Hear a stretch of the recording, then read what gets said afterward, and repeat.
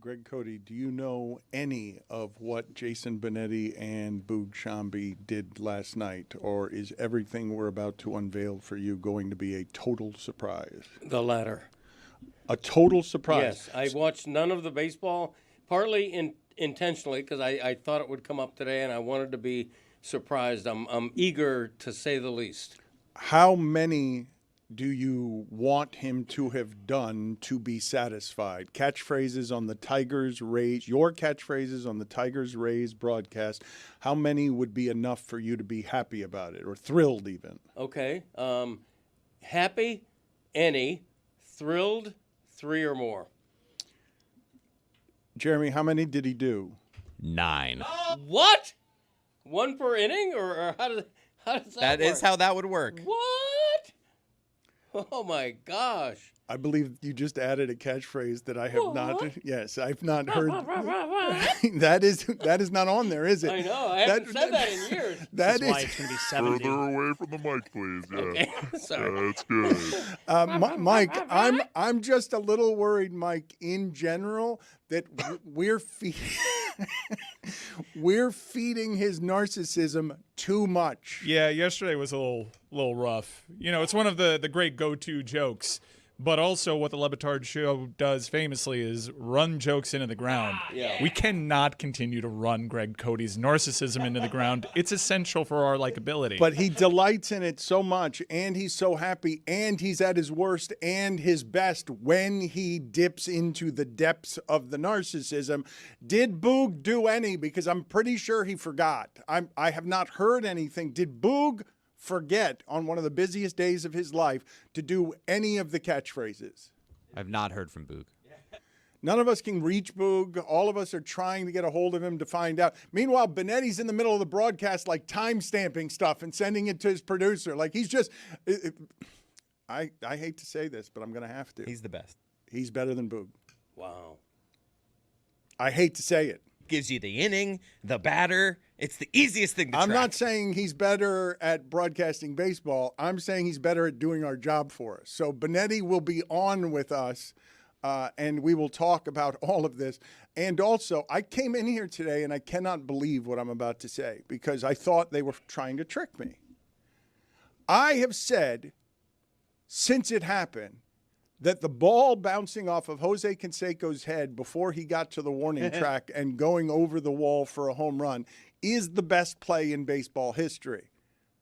And I am told it's happened twice in the last couple of weeks in college baseball and Major League Baseball, and not even the time we were talking about 5 weeks ago when we tried to get a hold of that minor league center fielder and he asked us for cash for an interview, and we're like, get out of here. We just want to talk to you about how the ball hit your forehead and bounced 70 feet. Should have paid him. How much did he ask for?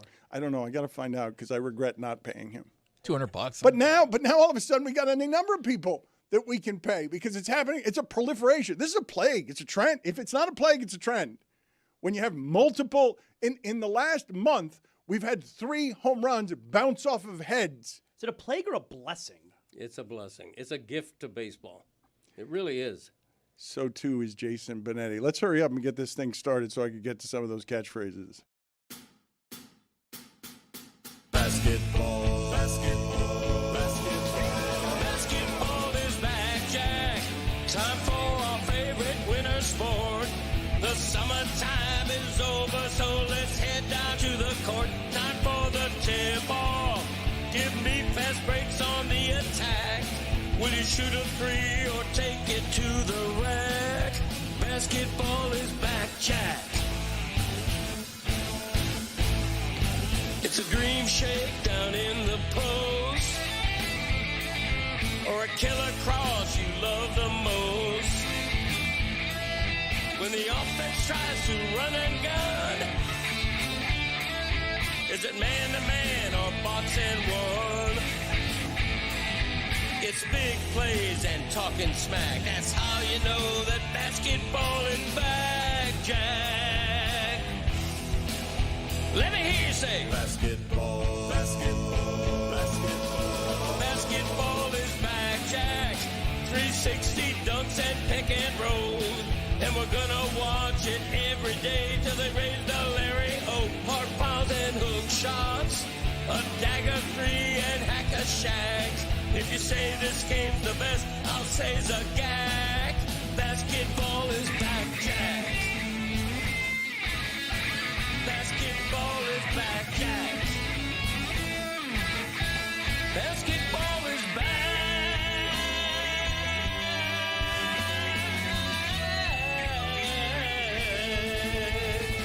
Basketball is back, Jack.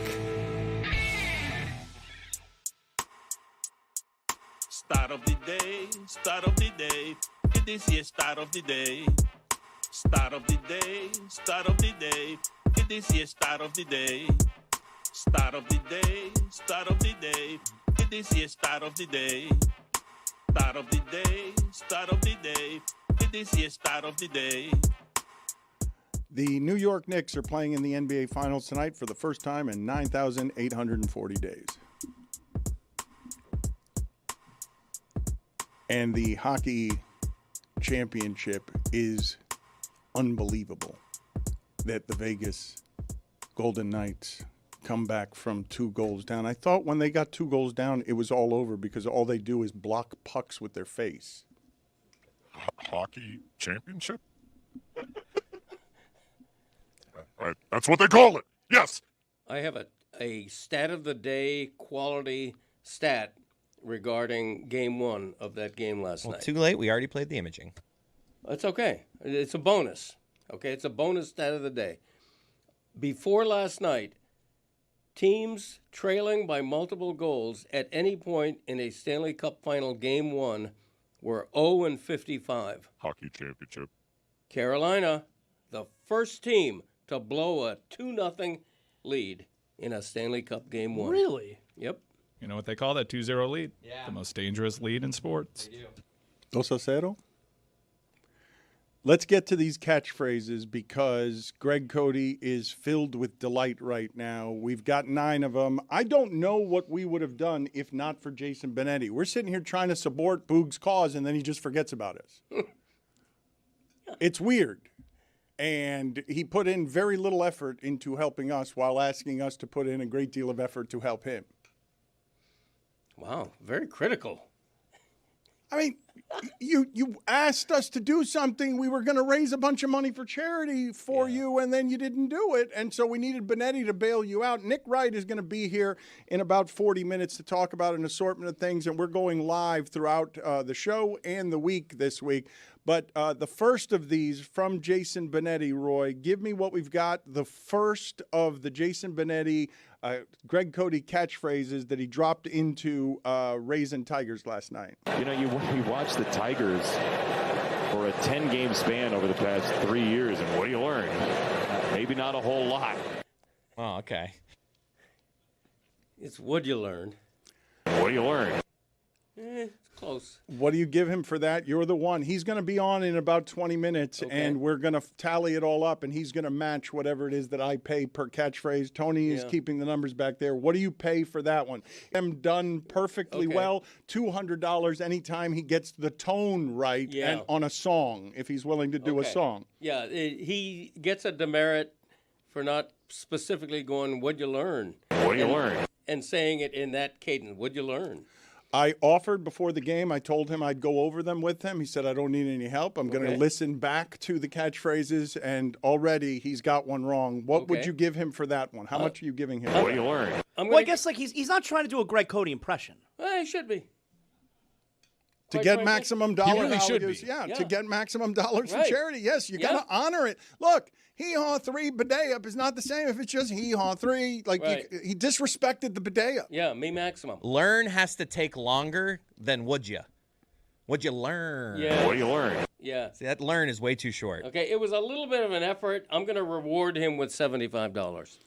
Okay, so there is a deduction. He's paying a tax. There's a cost. Somebody with ALS is getting less money because he did this poorly. It's like gymnastics, though. We do count in level of difficulty.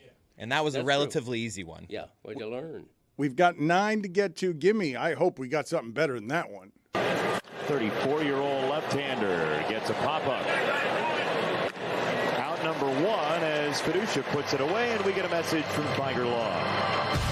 If you've been injured in a motorcycle crash, make Figer Law your first call.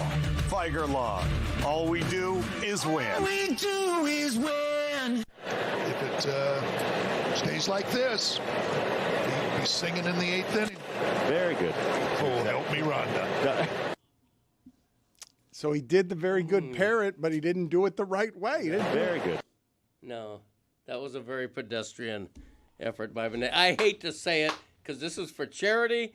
I support the cause. Doesn't sound like it. Yeah, you know, I'm a strict grader. You don't want me as your high school teacher. Trust me. I'm strict. When I give out an A, it's for excellent quality. I don't want you with making me comfortable with ALS either. Well, you know what? You got to earn. Got to want to learn. Got to want to earn. He wants to try, but he didn't want to earn the max. But Nettie's going to be on with us in a little while. We are going to yell at him about these things because Very good. he didn't do it correctly. No. Very good. That's the way That's that you all do you need. What does he get for that? Keep those two in the holster, Roy, because those are the two I'm going to be critical about when he comes on. What do you have to say about this, Cody? How much is that one worth? 65. I think the only thing worth remembering from that clip is Figer Law. All we do is win. What a great sponsor for Tigers games. Yeah, it is. Figer So much better than the Marlins one. God. sponsoring Tigers. All we do is win. There's so much. Is that guitar or is that just auto-tune? It feels. There's a riff somewhere in the guitar there. It's a good riff. All we do is win. He cut out the riff, but there's a riff right after that. Yeah, you can go ahead and play the whole spot for, like, I'm sure, like, we're giving them free advertising, but there's a reason why that ad stayed in there. We did not need it, but that ad is incredible. The ad was much better than the parrot. Right. I'm giving money for the ad. If you've been injured in a motorcycle crash, make Figer Law your first call. Figer Law. All we do is win. All we do is win. Let's play a third one here, see if these get any better. I'm the kind of guy that likes when the Tigers score 15 runs in 2 games. Now we're cooking. Okay, that's not bad. Yeah. That's a step up. I'm the kind of guy, Yeah. he said it the way that you He say did, it. Not quite fast enough, but he ran the words together in a way that he's learning. He's learning. That was good. I'm the kind of guy I'm the kind of guy that was an improvement. Yeah, a little further away. I'm going to give him $105. Woo, a little tip on that. Yes. I'm the kind of guy that 5% tip. Not much of a tip. When I said a little tip, I didn't mean anything other than it's very little. Hey, yo. Number 4 on the list. We're only halfway through. Jason Benetti polluting the sacred broadcast of the Detroit Tigers. Tigers starting defense brought to you by Marygrove Awnings. Goes like this. Green, Beerling, Perez, McKinstry in short. The double Zach left side of the infield. Torres and Torkelson on the right side. And Dylan Dingler has the plate. 2 Zachs. 2 last names that start with T. And DD. Follow? Follow. I'm not going to take a quiz. First pitch to Yandy Diaz. I'm not going to take a quiz. He said I'm not that going to well. take a quiz. He said that well. He said that well. Just said the words. No, but he had a cadence to it. I'm not going to take a quiz. I'm not going to take a quiz. I love the word. The quiz is a half an octave lower than the rest of the words, which is pristine. I'm not going to take a quiz. Maybe turn completely around. I'm not going to take a quiz. Just let's turn our back to the mic. Yeah, and then just answer questions. Okay. That was better. That's the best one today that I've heard. Do you think there are people listening to the Tigers broadcast or watching the Tigers broadcast they watch every day, and at some point they just think to themselves, Jason's saying weird things today? Yes. When there are 9 of them, yes. I just want my Spencer Torkelson pure and clean, what I'm used to. I don't want anything else. Mike, you've noticed, and this is troubling to me. The more we delve in his narcissism, and Zaz, I got to think that this is something that bothers you, the more he forgets he's broadcasting professionally, and then what happens is he turns his back to the microphone and is wandering around and just doesn't even know where he is because he's just lost in himself. Yeah, he's punch drunk on himself. Yeah. And I think that's a space that we want him in. Yeah. Well, I'm a human being, so here's what happens. You're at work. When somebody over there is speaking to me, my human instinct is to go like this and speak right back at him. Okay? But as a professional broadcaster, there are many places, many ways throughout the history of broadcasting that an assortment of people are looking at an assortment of people, and you're the only one who does it far away from a microphone in the history of doing this. In the age of AI being able to do absolutely everything, AI should be able to follow me when I move. The others, they all learn from me. Zagacki. The Zoom camera has figured it out. There you go. That's right. Okay, great. Roy, exactly can we right. get to the fifth one? No, I haven't back graded row that Chris, getting it done. Give me the fifth one. Nice chatting with you. I never gave an amount for that one. What is the amount? I thought it was $100. Is there a tip? There's a tip. It was excellent. It's 122. By the way, if you're keeping tabs at home, which we are here, Catch as Catch Can got $125. This one that you said was excellent got $122. Yes, that's right. That's a 22% tip, which is about the norm for Greg Cody. It's usually a little lower. Depends on the service. Sometimes I bump up into the high 20s. Roy, give me another one. Be one of the first through the gates, and you'll receive a printed sun hat presented by National Coney Island. It's the giveaway even Jason Benetti's talking about. Visit tigers.com/giveaways to learn more. Just because I did it doesn't make it right. No, you're right. That is a nice sun hat, I gotta say. I'm a little underwhelmed with that one, if I'm being perfectly frank. Doesn't make it right. I mean, he said the words, but not perfectly. You gotta give that one some swagger. You gotta go. Doesn't make it right. Doesn't make it right. Yeah. He said doesn't. It's imperfect. Doesn't make it right. Doesn't. He is spelling it D-U-D-N apostrophe T. Yeah, but as the author intended, right? Yeah. Like the right has to be right at the end. Yeah, the doesn't, I don't mind. Doesn't make it right. Doesn't make it right. Doesn't make it right. Doesn't make it right. Not quite. Benetti finishes high off the glass, and what Greg needs is a little finger roll. Yes, that's exactly right. I don't think it's exactly right. You say it? It doesn't make it right. Doesn't make it right. Doesn't make it right. Doesn't make it right. My dad goes low with the right. No, you got to lift it a little bit. Doesn't make it right. Doesn't make it right. Got to lift that right. Okay? How much is that? Almost sing-songy. That doesn't make it right. Doesn't make it right. Doesn't make it right. Doesn't make it right. Doesn't make it right. Doesn't make it right. Doesn't make it right. I'll do this. Doesn't make it right. $77. Hey, that's what I'm talking about. Give me another one, please. That's one of those curveballs. You think you have it figured out, and as it crosses the plate, you go, sassafras. Take your hat off. That's the greatest tip he can give. Laughing till he coughs. Sassafras. It doesn't get much better. Unless it's coming from my lips. It doesn't get much better than that. That's a 190. Sassafras. What do we do? Break a window? That's a 190. There has to be people watching who are saying, why is he saying weird things? Right. Sassafras.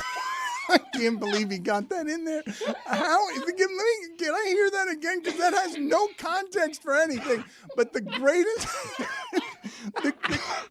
the greatest compliment he can give is coughing far away from the mic.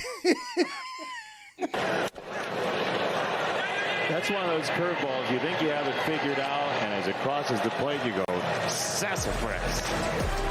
Take your hat off. I got to ask you to give it an extra $10 because of how perfect that is. That should get the maximum $200. That doesn't make any sense. That does make people worry about whether or not Benetti is sane or whether he's not taking his medicine or whether he's on drugs of some kind. It makes no sense what he just did there. And all over Detroit, people are like, what's wrong with our favorite broadcaster? Do you think he... That's one of those curveballs. You think you have it figured out, and as it crosses the plate, you go, sassafras. Take your hat off. Okay, I've reconsidered. Okay, first of all, the emphasis on the first syllable was spot on, and a little bit of elongation of the S sound. Sassafras. Sassafras. $200. We're going to raise it 10. We're going to call that the optimum right now. The optimum right now is sassafras. Sassafras.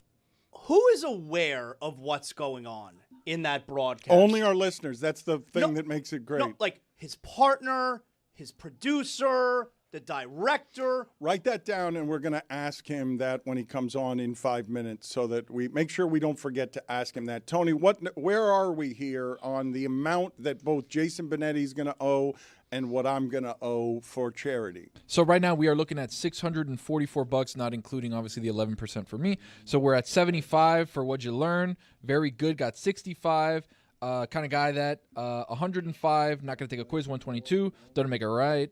See how I did that? 77 and Sassafras 200. $644 again plus tip.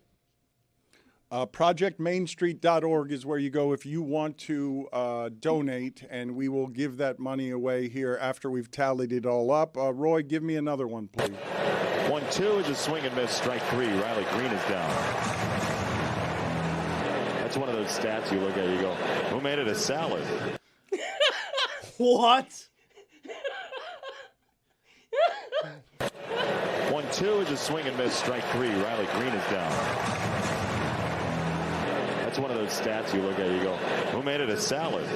Okay, to Zaz's point, Tigers fans right now are thinking Benetti has lost his mind. They're seriously wondering what is. Why is he being weird? Right, like that was the weirdest yet, and therefore it was perfect. Put the microphone just on the floor. It was perfect what he did. Just put it on the floor. It was perfect what he did. $220. Who made it a salad? I can't believe he got that in there. That was one of our money balls. Like somebody said that would be the hardest one to get in there. How many we got left here? Because it's been too long since we've talked Knicks. Do we have the possibility? Again, my voice has to speak for us and me. Stop answering back to me.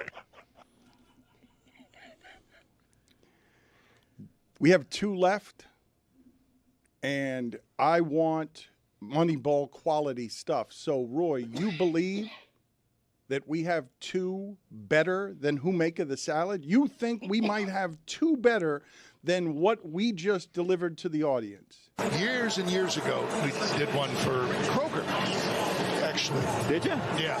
There was a little thing we did with guitars. Really? Yeah, we did. Really? To Wild Thing. Yeah. Did you make their hearts sing? I don't know. You make everything groovy at least? Wow. Yeah, that year probably. I would have pegged you more as like a trailer for sale kind of guy. I know those. I know those lyrics too. Roger Miller. Roger Miller. Yes. See, makes you king of the road. 1-1. Misses. 2 balls and a strike on Palacios. Wow. Stunning. Yeah. There is one better than Who Maketh the Salad and him just breaking into song. You guys think there's one better than that? All right, I can't. What are the options? Give me all the Moneyballs options, because they're the only one. I mean, we're all hoping for you're going to Buffalo, Bernie Palmer. There's no way. It's not possible. Oh, that would. This building, it opened in 1990. And one of the biggest events it ever held, other than the Rays' that improbable run in 2008 to go to the World Series, was the 1999 Final Four. Jim Calhoun and UConn became a dynasty as there's strike 3, 2 down. But their first ever championship was was against the Duke Blue Devils here in this ballpark. So UConn and Jim Calhoun won its first ever title, and it was a big upset. You remember? I mean, when UConn came in here, people were like, it's the same kind of thing like in 1992. You're going to go to Buffalo with Bernie Parmalee? It was that kind of upset. You're going to go to Buffalo with Bernie Parmalee? Unbelievable. What a journey to get there. We should give $1 million. If I could, I would. Dan, you should give $1 million. Yeah. Well, we did say the Moneyball was $1,000, didn't we? We said that the thing that would be hardest to do would be you're going to go to Buffalo with Bernie Parmalee. He didn't do it well, but he did it. Well, the thing is, there's no way to do it That's well correct. during a baseball game. That's why it was the Moneyball. There's no way to do it well if you're in Bernie Parmalee's living room. That's about as nonsensical a path to it. Yeah. I mean, if I'm nitpicking, he could have gone, you're going to go to Buffalo with Bernie. You can't Parmalee? nitpick that. You can't. That can't be nitpicked. $1,001. With a tip. Yes. A $1 tip. Well, it was a bigger tip, but you said I couldn't demote it for the fact that his delivery wasn't just right, but just the fact that he worked that in, and it was arduous for him to get there. The fact that he worked that in is just monstrously That was unbelievable. I also You're going to go to Buffalo with Bernie Parmalee? I also need a price for trailers. I never got a price for trailers here. Oh, yes. Here, let me hear it again because I want to make sure he went low with the word trailers. Years and years ago, we did one for Kroger, actually. Did you? Yeah. There was a little thing we did with guitars. Really? Yeah, we did. Really? To Wild Thing. Yeah. Did you make their hearts sing? I don't know. You make everything groovy at least? Wow. That year probably. I would have pegged you more as like a trailer for sale kind of guy. I know those. I know those lyrics too. Roger Miller. Roger Miller. Yes. See. Makes you king of the road. And he couldn't have known that his partner was going to start referencing playing Wild Thing like that. That was essentially improvised. What he did there. I think it might have been planned. I'm interested in what Jason Oh, said. no. He's really quick. He's unbelievably clever. And I do believe that he's improvising some of that stuff. Like he was just, he's going from, did it make your heart sing? He's thinking about lyrics and how to be funny there. And then he's just throwing your thing on the side. I just can't believe he got Bernie Parmalee in. So and you're deducting points because he didn't sing the song well enough for you? You need to start low on trailers for sale. He sang a song to serenade It wasn't, you're going to go to Buffalo with Bernie Parmalee. It wasn't worth $1,001.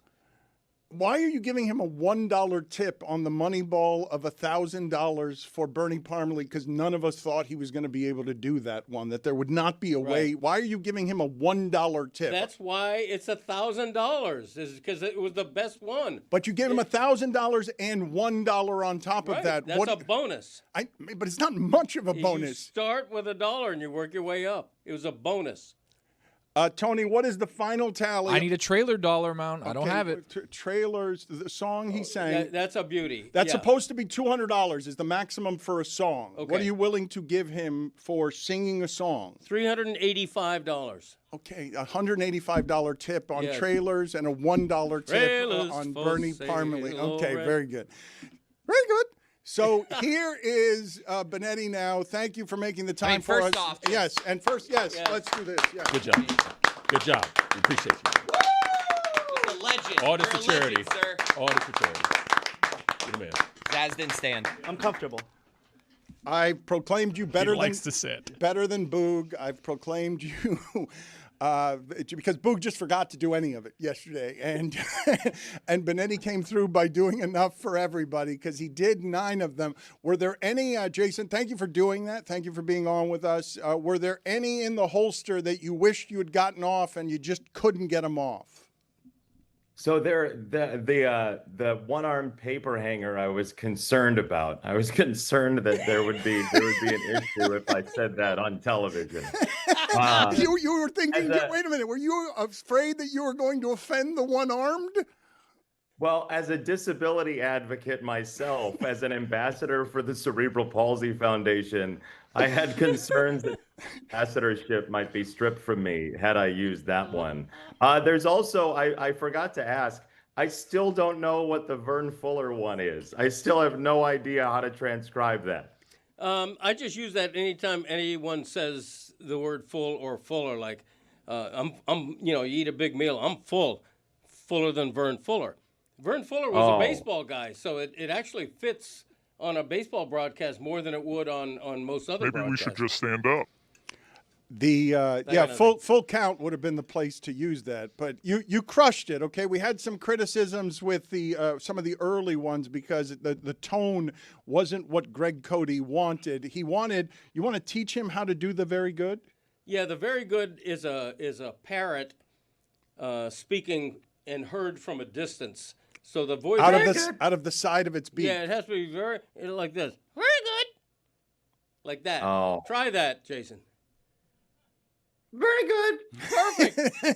Near perfect. Yes, that's all right. So which was your favorite, Jason? Which one did you get off that you were like? Because we were wondering before you came on with us if longtime Tigers baseball people thought that the announcer for the Tigers had either lost his mind or was doing copious amounts of drugs.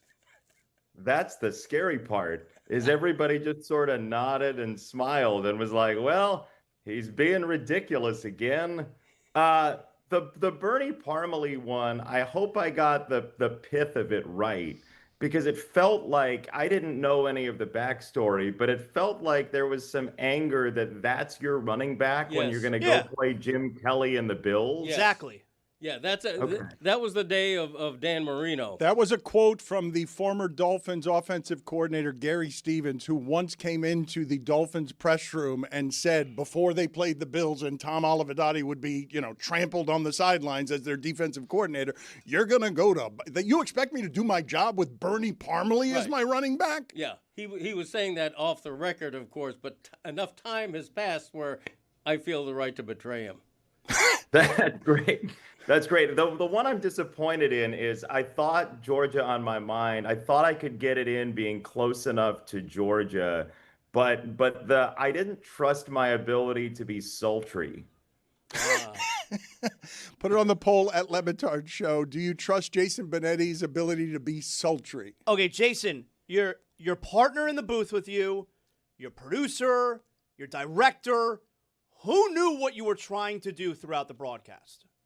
So I let them know that for Lou Gehrig Day, there might be a couple phrases that they go, hey, that's a little bit more bizarre than normal. But I wanted them to know, just in case I asked them to cut video or whatever. And Dan Petrie is such a nice guy in the booth next to me that I thought he would just get a chuckle out of it. And when I dropped the Bernie Parmalee line, he looked at me and had an enormous grin on his face.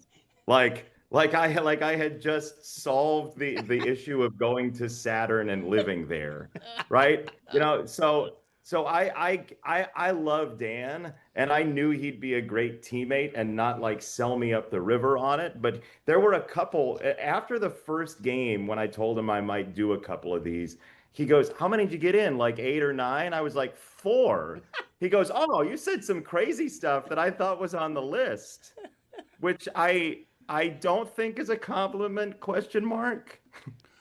They think you're weird, right? Yeah, it's fine. Nobody in the audience, you got no feedback from the audience or nothing that was concerned about you? You got no complaints that were like, what is he talking about? He's lost his mind? Yeah, were people tweeting? Fans must have been tweeting at you, right?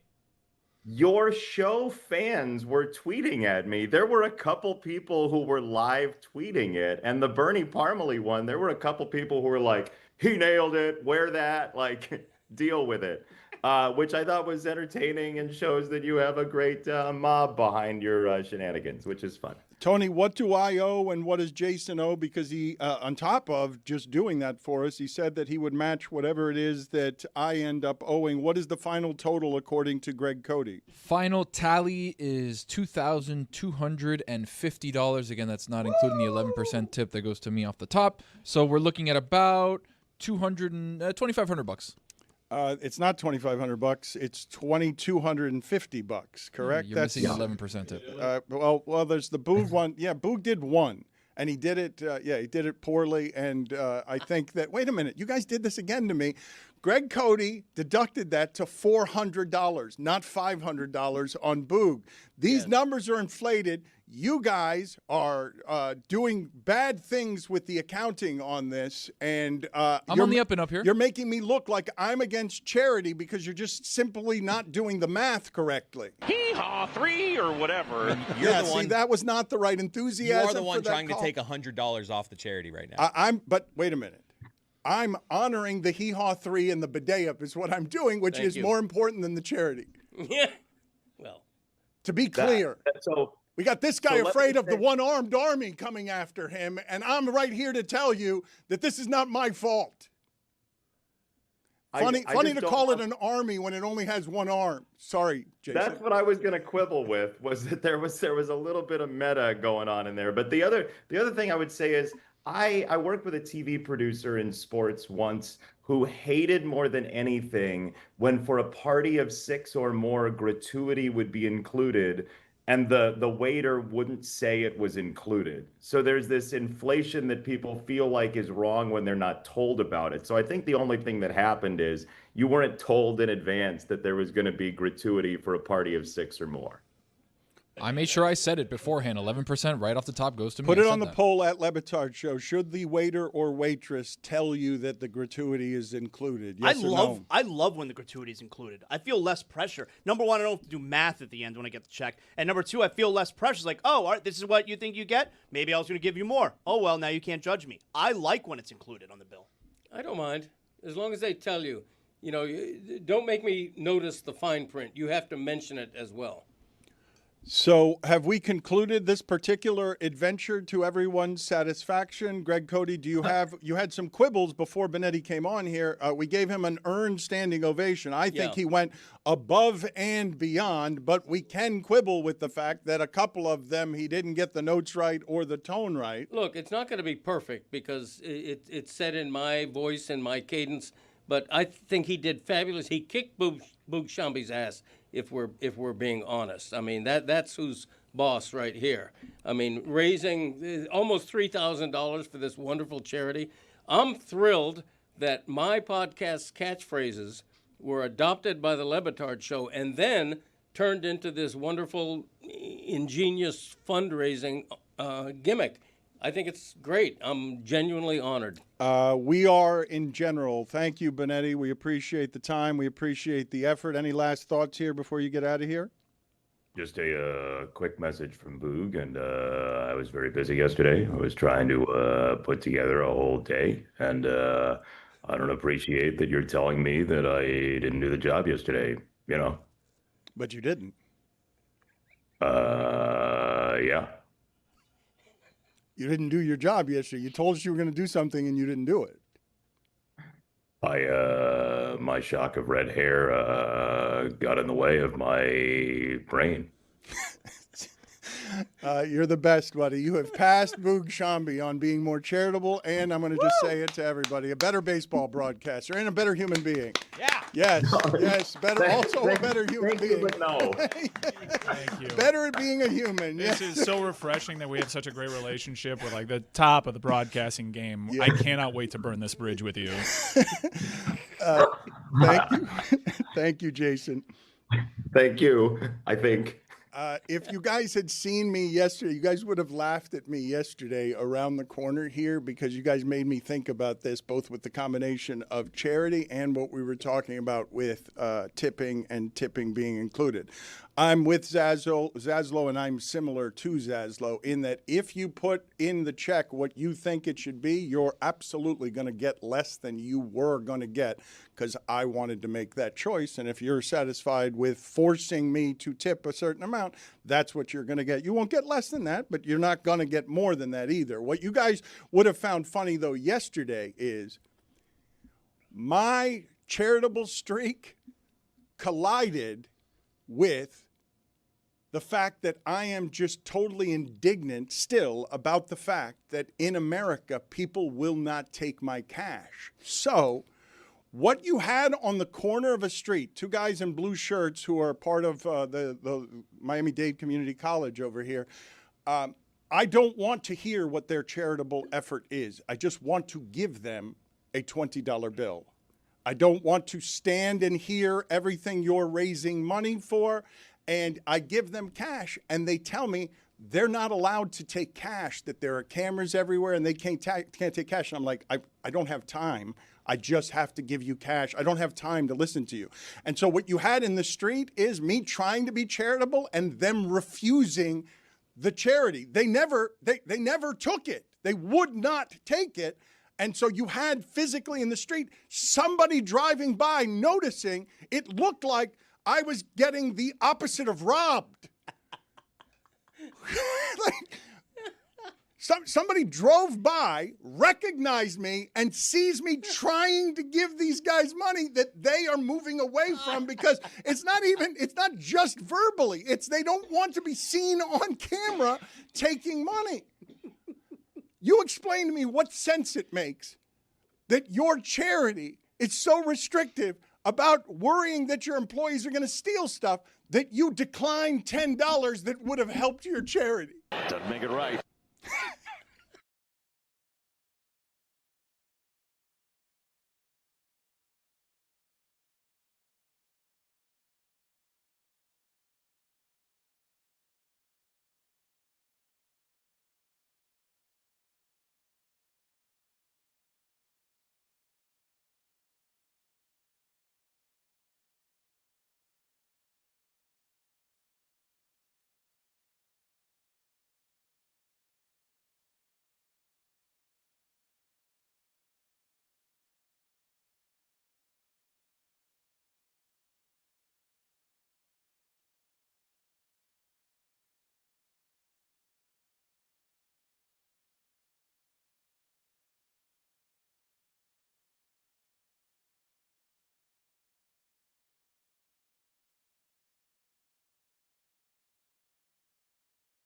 The Stanley Cup Final is here, and you can watch it with us, The Hockey Show. DraftKings presents The Hockey Show watch-along of the Stanley Cup Final between Vegas and Carolina.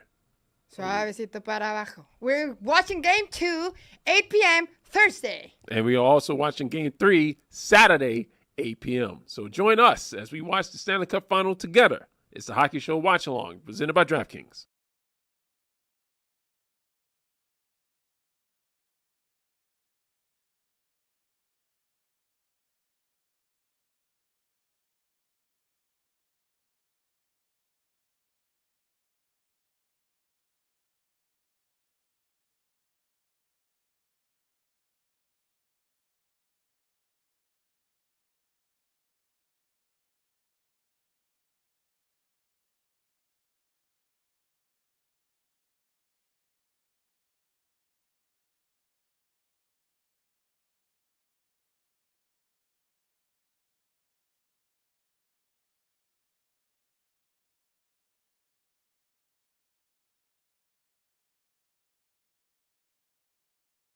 All right, let's see what we've got here. Number 10, Mike. Any OLI, or are you going straight to number 10? I'm going to number 10.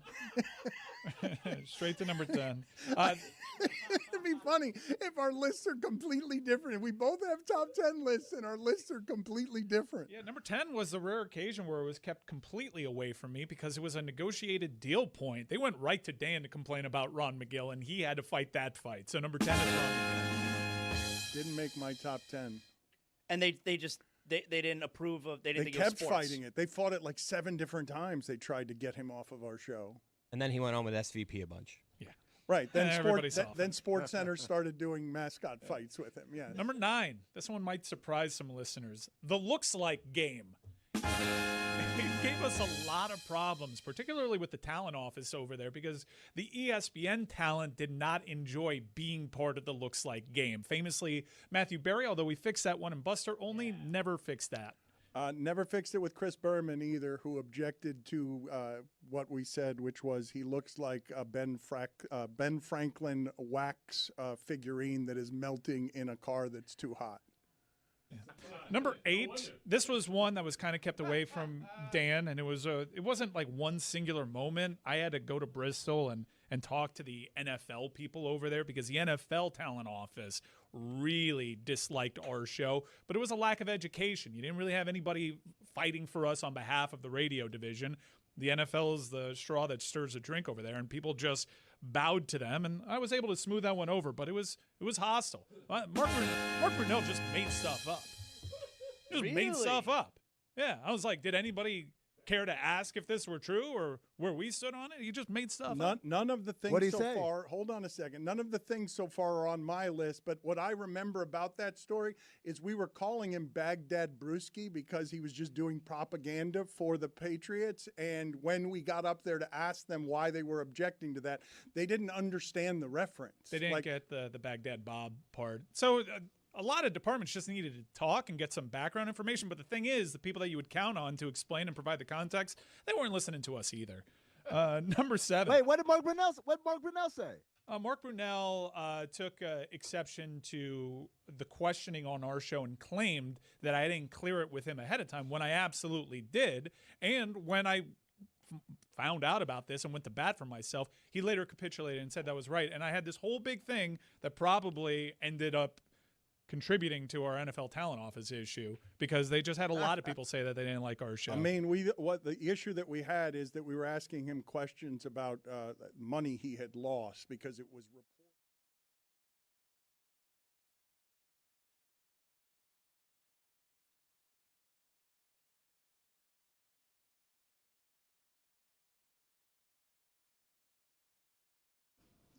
This episode of the Dan Le Batard Show is presented by DraftKings. DraftKings, the crown is yours. The 2026 NBA playoffs are the most watched playoffs in the last 28 years, according to NBA PR. I don't know what's accurate there. I'm going to assume that with streaming and social media, they can funk up all of the numbers there. But Nick Wright is very excited about the basketball. So who's going to win this series, Nick? The Knicks. It's been 9 days since we saw them play, which I think has, quieted a bit of everyone's excitement about them. But the last time we saw them play, they had just finished what was, by any statistical metric, the most dominant month of basketball in the history of the NBA playoffs. All they do is blow people out.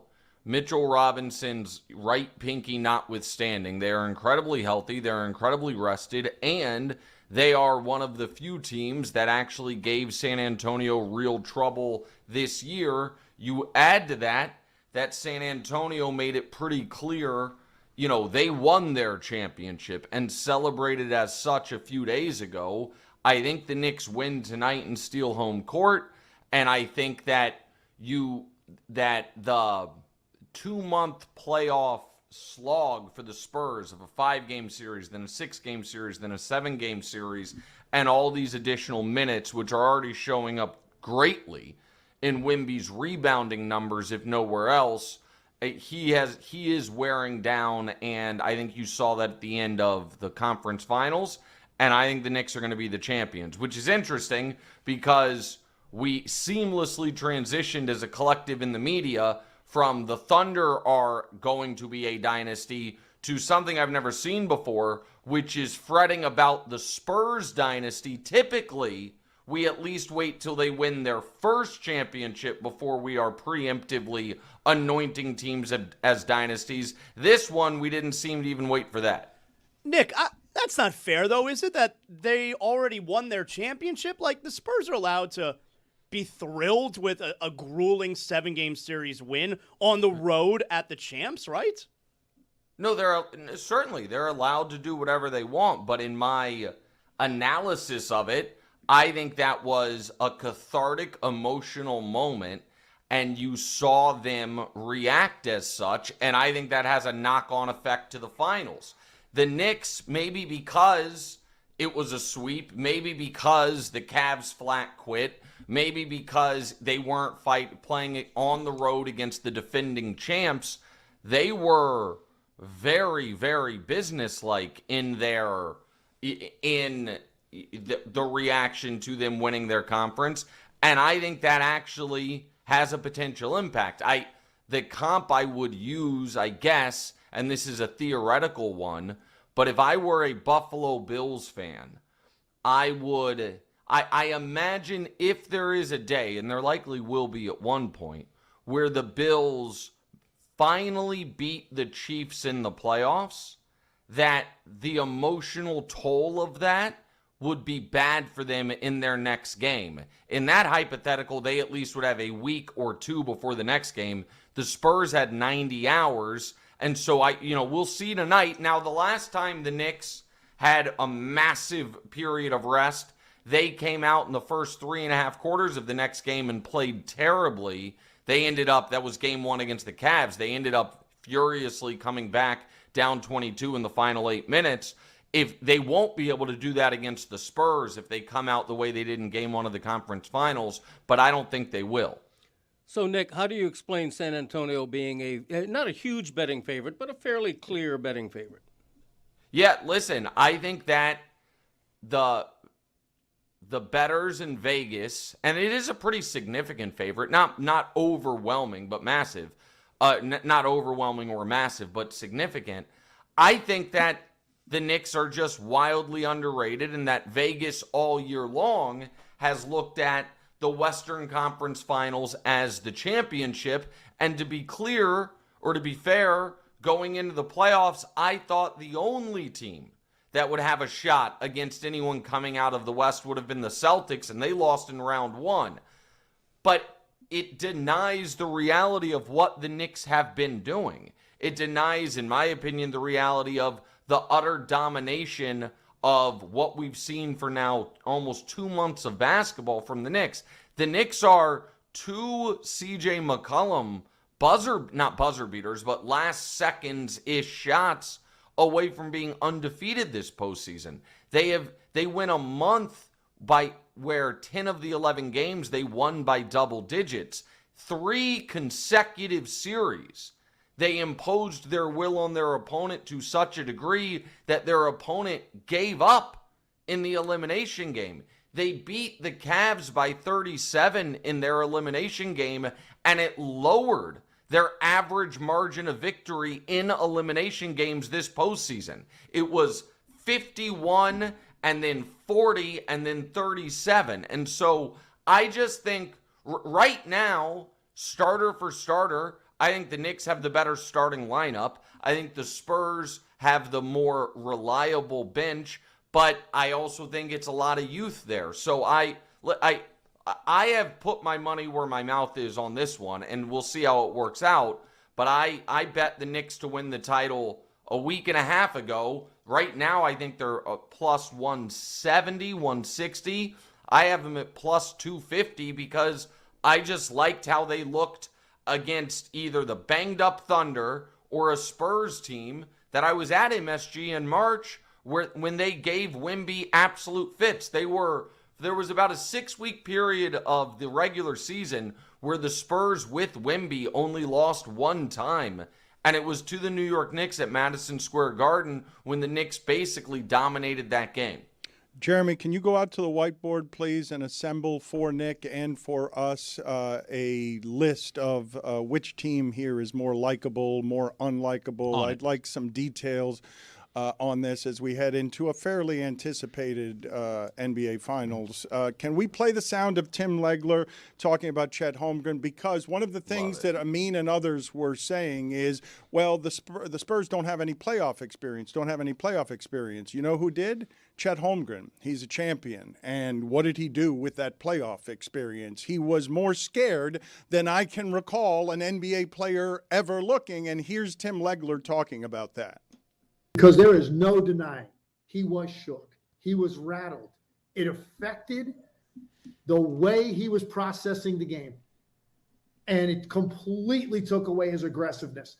He started to look like a guy that was afraid of failure. And when you start to play that way as a professional athlete, that's exactly what it's going to look like.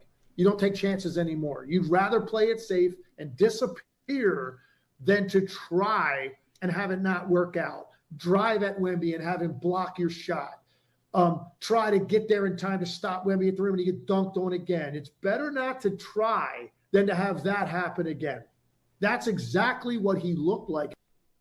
Nick, when was the last time that you can recall seeing a player that America knew was scared while they were playing an NBA basketball game? Man, that's a great question. There have been moments where obviously Harden has looked, like he was just not there and that the moment was too big. I don't remember a player an all-NBA player, an all-star, a guy on a max contract from the beginning of the series just being so psychologically beaten by his counterparty who, I think in Chet's mind, hates him for no reason. This was not a war that Chet opted into. And if you're the Thunder, this is a terrifying turn of events because if you bring Chet back, there is nothing that can give you confidence that this wouldn't happen again, short of, I guess, him dominating Wemby in a couple regular season matchups, because this was not a player who, if you bring Chet back and he comes back next year and actually has a couple pounds of muscle on him, and his defense, which is great, is even better, and his shooting, which is very good, is even better, it will all feel meaningless against 28 other teams, because he was excellent against 28 other teams all year. And I do worry, the comp that I go to, and this is, for, I guess, the older people my age or older in the audience, the comp I go to is this series, could it be for Chet versus Wemby, Nick Anderson at the free throw line? Nick Anderson missed 4 free throws in a row to win game 1 of the 95 finals for the Orlando Magic. And the rest of his career was a bad free throw shooter. It was purely, unequivocally mental. He never got over that moment. And if I were a team in the East, Chet Holmgren is potentially hyper valuable to me, because it's like, well, even if Wemby just owns him, we'd have to get to the finals in the same year they get to the finals, roll the dice with that. But any team in the West, I think Chet's value has plummeted, because you do worry that, people said all week, he didn't take any shots in the second half of Game 7. That's accurate, but misleading. Chet took 2 of the first 3 shots of the game. He made their first basket. He took 0 shots in the final 45 minutes of that game. I've never seen anything like it. Tim McMahon says the idea it's time to pull the plug on Chet Holmgren in OKC. I can promise you this, Sam Presti will not be taking that advice. You don't believe Chet Holmgren will be with OKC? You believe OKC? No. What do you believe about OKC? I think that our bowing at the altar of regular season metrics has made us dumber than we should be. And that applies to how we evaluate their superstar player, who is a superstar and was awesome in Game 7. And all these folks being like, oh, you guys complained about him all series, but you want to give him credit for Game 7. Well, yeah, because all series he was missing shots and falling on the ground. And in Game 7, he made shots and stayed upright. There would have been no complaints about Shea had he played the way he played in Game 7 throughout the rest of the series. But that's not even my point. I think that Oklahoma City is an absolute, the way they are built is perfect to be a regular season juggernaut. Absolute juggernaut. And I think there's data to back this up. And to be a good but not great postseason team. Why would that be? Well, what are their biggest strengths? They have 12 capable NBA players, all of whom are either dogged defenders, great defenders, or at least very capable defenders. Okay, in the regular season, that is a massive asset. You are sometimes playing 12 guys. Your bench unit plays big minutes and will dominate the other team's bench unit. And if you are a defense team, you are more likely over the long course of a regular season to have teams just be like, you know what? This is a pain in the ass. We got another game in a couple days. We'll get them. It's a weird thing to say, though, Nick, given that they're the actual defending champions. The last time it's not that weird at all. But it's not that weird at all. But they won. Nick, they're not just a defending champion. They didn't have their second and third best player and lost in a Game 7 at home to the Hold best. on, what do you mean they didn't have their second and third best player?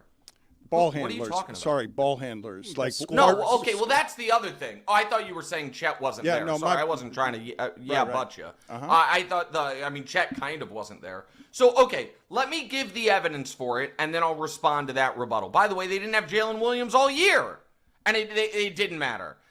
And AJ Mitchell makes the same amount of money as Bronny. The idea that AJ Mitchell is now all of a sudden he's a good player. But how are you going to win without A.J. Mitchell? They didn't. He was their third. Let me make my actual point with the evidence of it. 2 years ago, pardon me, this team was the number 1 seed, a regular season juggernaut, and in round 2 got clocked by a made-on-the-fly at the trade deadline Dallas Mavericks team that, aside from Kyrie Irving, also had very little playoff experience and no championship experience and had a rookie starting center. 2 years ago, they played well below their seed. Last year, they were a, 68 win? Absolute juggernaut.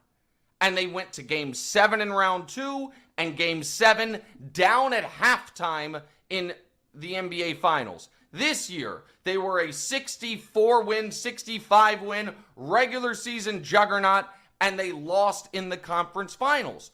And if we want to play but they didn't have J-Dub game, that's fine. Give them this championship and take away last year's when in Game 7 against the Nuggets, Aaron Gordon's walking around on one hamstring and Tyrese Halliburton's out for the game. So I think if we want to say injuries cost them this year, then you got to play the game of did injuries give it to them last year. They are an excellent team, but they are the historical comps that we were getting were Jordan's Bulls. Just like the regular season historical comps we were getting for Shea was Michael Jordan.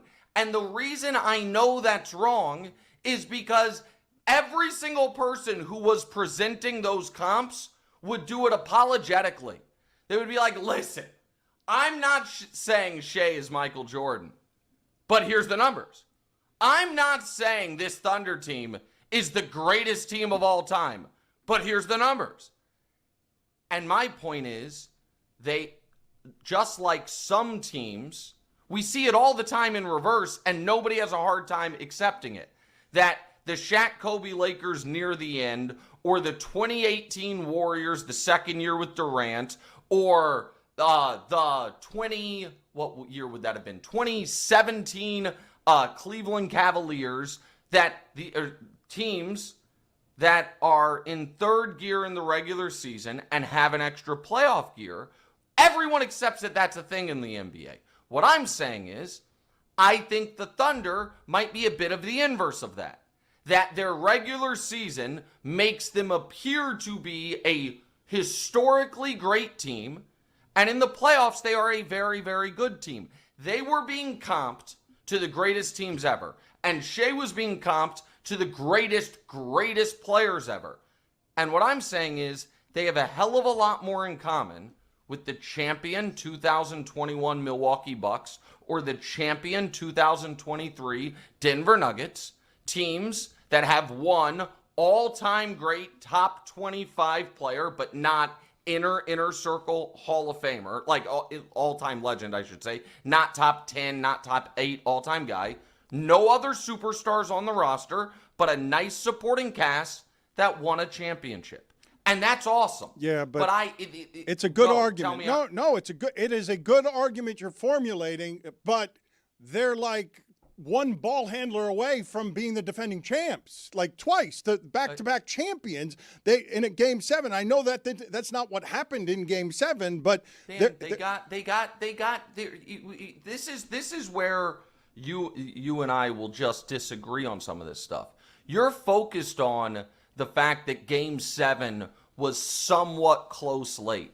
You know the other thing an all-time great team might do? Not get the shit kicked out of them in Game 6. Oh, like, no, hey, but that was but there have been no close games in these playoffs. All the games are like this. Like whoever wins is going to win by a lot. Because there are no all-time great teams. No, you are correct, Dan. They ran into Wemby. Nick, they ran into a guy that we all know plays basketball differently than anyone we've ever seen. Wemby was not special in Game 7. He was in Game 1. He was in Game 1. Yes. The only close game in the series, he was in Game 1. He was unbelievable. And an all-time great team would overcome that. They are a really good team. But I don't think I don't think all of a sudden the Thunder, it's like, all right, this is a blip. And now, no, because we are in the second apron world. We are in Clay Bennett has a history of not wanting to pay a super high tax bill. Hartenstein's got a team option. Dort's got a team option. I think Chet, I personally, if I were them, would rattle the cage on if Chet is the centerpiece of a Giannis trade. What does that do? How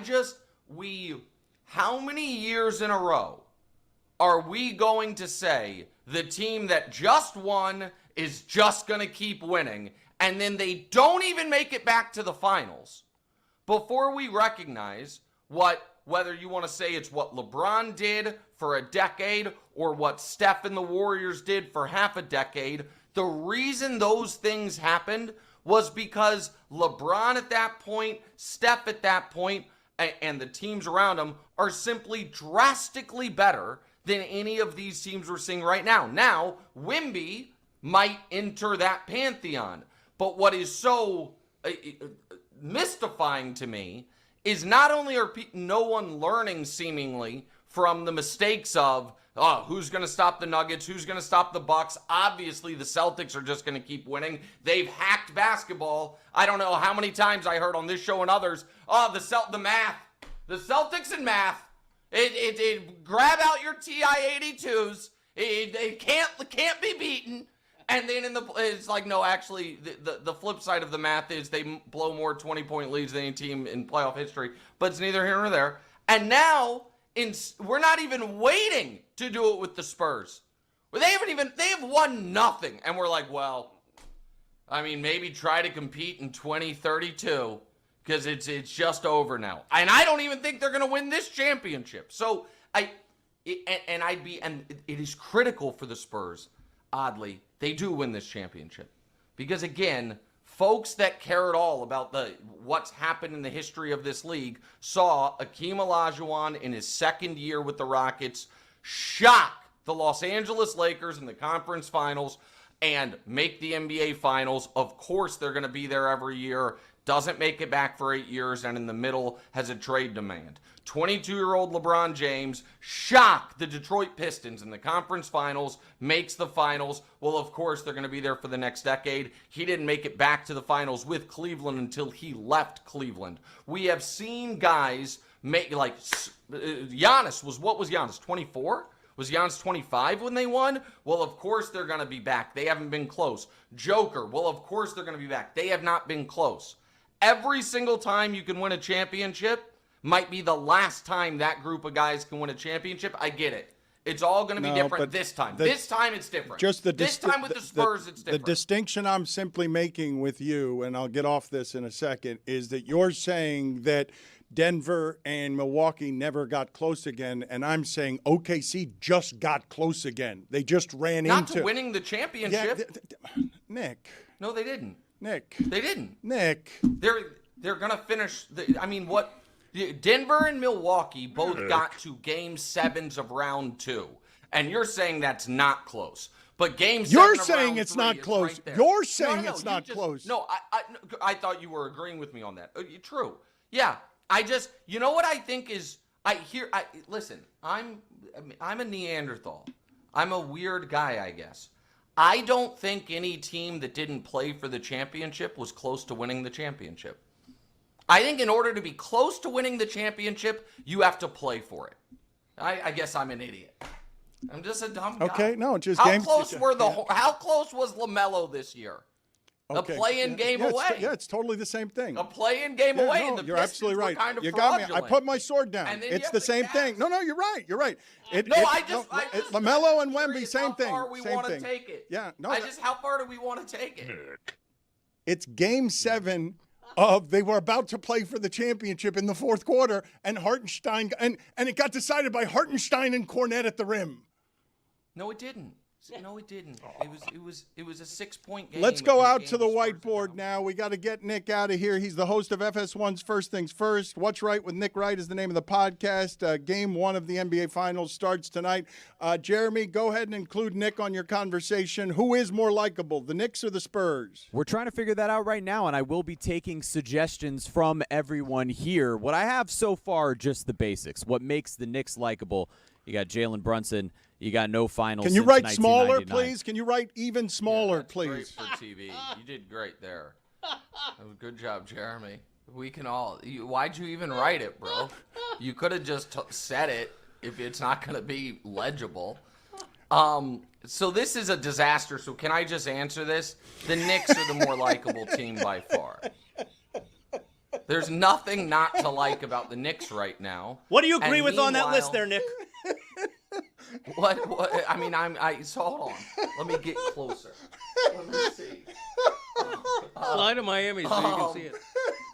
I mean, I don't know. The Knicks' best player didn't cold cock an opponent and then skip out on media after the worst game. Is that of on his the list, career. Jeremy? He says one too much since '99. I mean, this is what are we doing, I bro? can't read anything. We'll come back to Jeremy in a second. He was setting that up for 30 minutes. We'll come back to Jeremy in a second. See if we can find a magnifying glass. See if he See, that would work. Hey, Jeremy, guess what? We know what you're writing now. You know why? Because it's not in size 10 Arial font. Give me a break. Let's play for Nick Wright, Amin's assessment of we came so gloriously close to Nick Wright at the Sports ESPYs having to hand Pablo Torre some sort of Emmy. And it didn't happen. And there have been some accusations that you went rogue and didn't read what was on the card and just took Pablo's name off. Go find that out. Yeah, go find But that out. let's hear from Amin though on what he thought. And this is going to be insulting to Nick because his wife is his stylist and she's very good at it. But here is. Oh, I fucking dare him. Unfortunately, he's been dared, and here he goes. Top 5 things Nick Wright looks like. You'll love this, Zaz. Willy Wonka. He looks like he's in Hamilton. OLI. He looks like Willy Wonka, the harder years. This is an amazing picture of Nick Wright. How have I not seen this?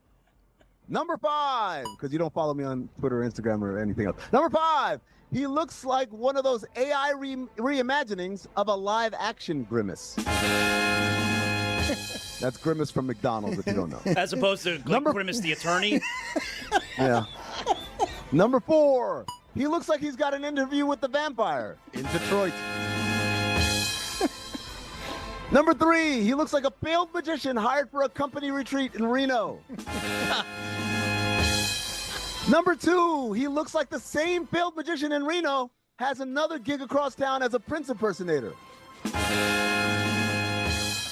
And the number 1 thing Nick Wright looked like on the Sports Emmys night in his outfit is he looks like he's threatening to blow up Gotham if the Batman does not reveal his true identity. I mean, I'm sorry. I did not know you were there, so I will ask these questions honestly. Were you with Pablo? Did Meadowlark Media come inches from Nick Wright having to hand Pablo a Sports Emmy?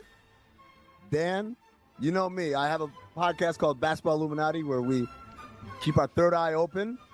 There is a very strong conspiracy theory that we had a La La Land Moonlight situation where Nick Wright just read somebody else's name out of spite so that we wouldn't win. Wow. That can't be a real conspiracy. Why not? That would be great work from the Joker. Not a single smile or even a smirk. There wasn't a muscle that moved on Nick Wright's face during any of that. No, I don't. I'm not. This would be listening to Amin and you give fashion tips to me. It would be like you listening to someone, someone who's 50 years sober tell you what's the best tequila. Not interested in either of your guys' opinions on it. And I'm surprised Amin. I'm glad you guys showed Amin the picture because I did see him in person, but the eyes were so glassy in cocktail hour, I didn't know if he knew what color I was wearing. I will say this. I was prepared, and I assumed I would be handing Pablo or what's Skullduggery, Matt Sullivan, the guy who does all the work. I thought I'd probably give him the actual Emmy, but regardless, I don't know that because I saw the group photo after. That's a small theater. Fox, First Things First, which was nominated, we had 5 tickets total. Meadowlark brought 30 folks to watch. I guess they did see history of the first time ever a show has been double nominated in the same category. And yet, shockingly, the Prestige Journalism actually won. Like, who could have seen that one? You mean E60? Wait till next year. Wait till the Emmys get a hold of the O's episode. Oh, man. Could be triple nominated. Good to see you guys. That suit, by the way, I got married in, so you all can go to hell. See you later, Nick. Nice to see you, as always, sir. Sid Rosenberg liked the suit. Yeah, I was gonna. I have Sid. So did Crown Royal. I have Sid Rosenberg up in queue so that you guys can see. I was gonna play it for Nick, but he wanted his dismount and he wanted to get out of here the way that he wanted to get out of here. But I was left reeling by the realization that this is the color that Sid Rosenberg was going for. I do believe that Mike Ryan has this correct when he says that that Sid Rosenberg is trying to get to maximum tan, and that's the reason that he is the color that he is here. Can you guys put that on the screen for me so that we can see the shade of purple that Sid Rosenberg is? It's ridiculous. Well, but Chris, we put up an assortment of pictures next to Sid Rosenberg yesterday of Hellboy, of Grimace. None of them were as purple as Sid Rosenberg. People who were wearing costumes, people who were wearing makeup and were painting their skin, people who are famously purple and characters that are famously purple, none of them as purple as Sid Rosenberg. That can't be natural, correct? That has to be somewhere that he was incubating and he fell asleep in a hermetically sealed tube that has just a bunch of ultraviolet rays that are meant to make him the color violet, correct? Like that's... If I was that shade, I would not leave the house, let alone go on TV. Seriously, he looks so unhealthy and so ridiculous. I still can't believe it's real. Now we're too close. Yeah. One of the things that was funny about Nick Wright not taking style advice from me and Amin, how about Sid Rosenberg taking health advice from somebody who came to the microphone after coughing for the last 10 seconds before it is that we went to him? At least I'm not purple. Well, you were while you were coughing, though. You were having trouble breathing. You don't know what color you turn. And this is, honest to God, I don't know that we have a lot around here or on the Greg Cody Show featuring Greg Cody that is funnier than some form of Greg Cody starts laughing, and I see in his son's eyes, sometimes he just speaks it, here come the coughs. Like, you can tell it's coming. There's a cadence to it. When he starts laughing, particularly at something that he's done, it's not usually something we've done. It's something that is a reference to him. He will start laughing so much that he coughs. Don't get so far away from the microphone. You're further than you've ever been. I'm back on roids, so my coughing should be taken care of in the next week or so.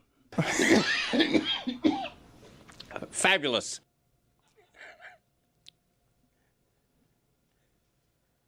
What can I tell you? Is Jeremy okay? He said he fixed it. Yeah, I think he's ready for another update. Staging himself. All right, because Jeremy took a beating in that last segment. The writing was way too small. I don't know why he decided to write it that small. None of us could see anything that was left on so the much board. He was there for a half hour. Hey, that's not a nice thing to say about him. I fixed it. Come on. Oh, for the love of God. Now it's even smaller. All right, Jeremy, go ahead and take us through what it is that that people are feeling about the Spurs. So as is obvious as you can see clearly right here, what makes the Knicks likable is Jalen Brunson and the fact that they haven't won since 1999. Now, on the unlikable category, it's Knicks fans themselves, the fact that they're the Knicks, and that Dan likes them too much. So, as is made really clear, right? Because I don't they're know how likable. you can't see Because this. they're likable. No, you like them too much because you're a Knicks fan. Then the Spurs, we can make it abundantly clear right here. As you can see right here in parentheses, I think Wemby is likable, right? But over here, Tony thinks Wemby is unlikable. And then they beat Oklahoma City, and they've won too much since 1999. So, guys, I'm willing to take other options. It's why I left a little bit of room on the board so that we could add a few more here. I was a little bit concerned that this would be a bit too big. But as they say, it's not the size of the boat, it's the motion of the ocean. Do they say that? You've left so much board. So many board. I'm good at this. I've won Emmys. I'm just saying. Yeah, thank you for that. I believe They're the color of this jacket. that it is rare. Now, let me just interrupt you real quick. You guys all are claiming, your Pulitzer or whatever. Win an award yourself. That's all I'm saying. I'll see you guys later. Wow. He's won Emmys. Shots fired. The question of which team is more likable, I don't have a lot of what I'm about to say to you in terms of seeing what we're going to see tonight, which is the team that is obviously more likable to me, obvious, without a question, is not the team that America's rooting for. I believe San Antonio, because of the star, because of our love of the star, because he's a novelty, because he's a freak, because he's kind of representing everything the NBA would want represented, cares deeply, is sort of impeccable with his public postures, represents spectacularly well, whether you're selling basketballs or sneakers or the sport of basketball. I believe that New York is the owner of the most lovable team that franchise has ever had of any kind, and yet they're not as lovable as the other guys in the eyes of America. So they get to have the the combination that all fans want, which is, I really love these guys and their grittiness, and nobody believes in us. Like they've got that, which it makes it already, to me, the most special Knicks team that there's been since the one that won the title in 1973. And I just think America's on the other side of this, where they don't agree with what I just said. Oh, you think most of the country, not talking from a gambling perspective, you think most of the country is rooting for San Antonio? I think most of the country may be rooting for New York. I think people are getting swept up. It's the big city. It's flashy. You got the celebrities.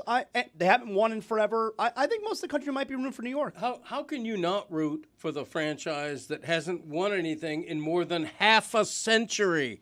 Everybody can relate. This is a new and unimproved Dan Le Batard Show with the Stugotz. Gamble on by DraftKings.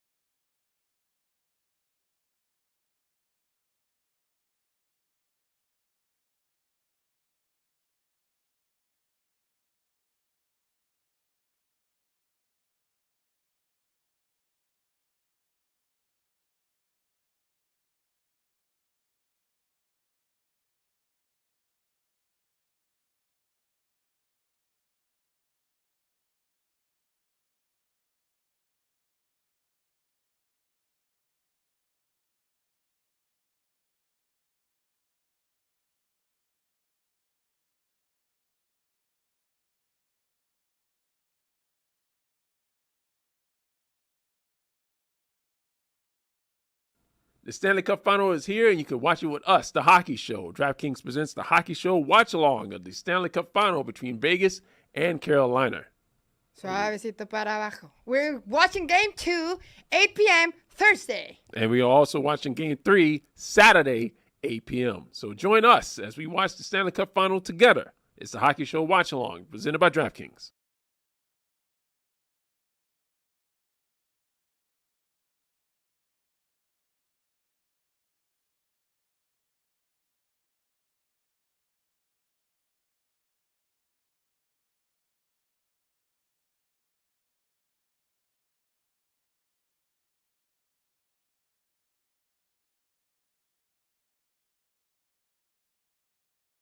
Let's go out to Jeremy in the other room and find out what it is that he's accusing me of. Go ahead, Jeremy. Dan, there is a 5-pronged approach of course, against you. You do nothing efficiently. 1, Dan Le Batard himself has said he's fed up with the Miami Heat organization, trying to distance himself from the fact that he used to be a Miami Heat mouthpiece, now propping up the opinions that are anti-Miami Heat for several years now out of the shipping container and out of his own mouth. Point number 2, he was looking for more New York Knicks correspondence going back several seasons. The first time he evoked the Larry Johnson game while his own co-host that was sitting next to him was a self-proclaimed Knicks fan. No, we needed to have more New York Knicks. Point number 3. As the George Soros of sports journalism, he has funded a now Pulitzer Prize-winning journalist. Where's he from? He's from New York, Dan. Pablo Torre, who refuses, by the way, as a guy who went after Kawhi Leonard in aspiration, he refuses to go after Jalen Brunson. Chris, play the clip. I would like to say to Jalen Brunson, to Rick Brunson, to John Macri, to Joe Budden, to the guy I will encounter on the sidewalk today, I am not looking in to Jalen Brunson.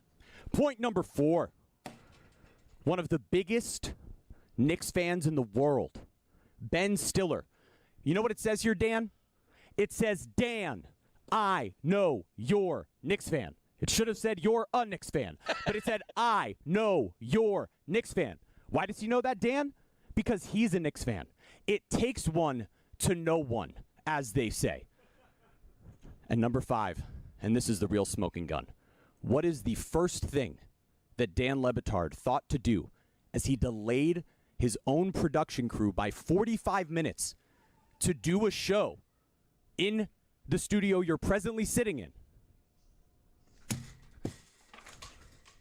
He went on Sam Morrill's podcast, grinning like a fool, praising the way in which he loves the Knicks, how happy he was for the Knicks to win, the joy that he felt watching this team, and oh, the beloved Garden. Chris, play the clip. Yeah, I know you're not a Knicks fan, but you gotta at least have enjoyed that a little bit last night.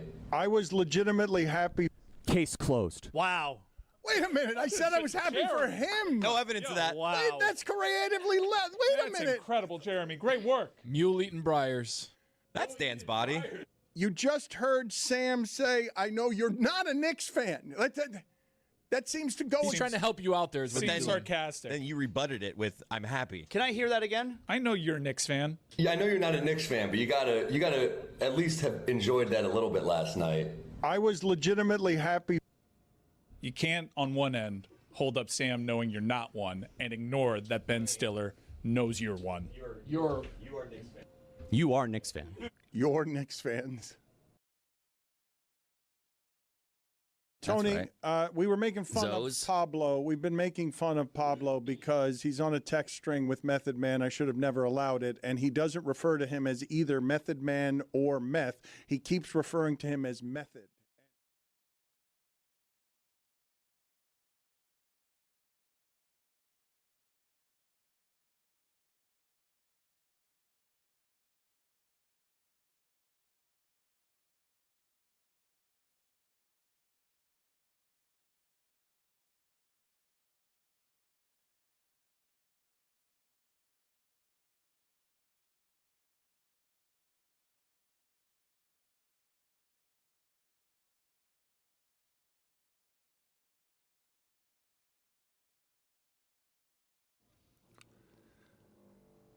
really interesting to see how torn everyone seems about who's going to win these two championships. You look at ESPN, they had 24 people pick Carolina Vegas 12-12. Everybody I talked to, yeah, I kind of think the Knicks have a real good shot because if they make 18 threes and a half like they did against Philadelphia, they can beat anybody on the days that they're making all of their threes, obviously. I had a couple of quibbles with some of the stuff that Nick Wright said that I didn't get to. One of the things that he is saying while correctly talking about this stretch of Knicks basketball is 11 games. It's not just postseason. It's the best 11 games of basketball statistically anybody has ever played, regular season, postseason, anytime. And so, of course, that's something that anyone is going to notice.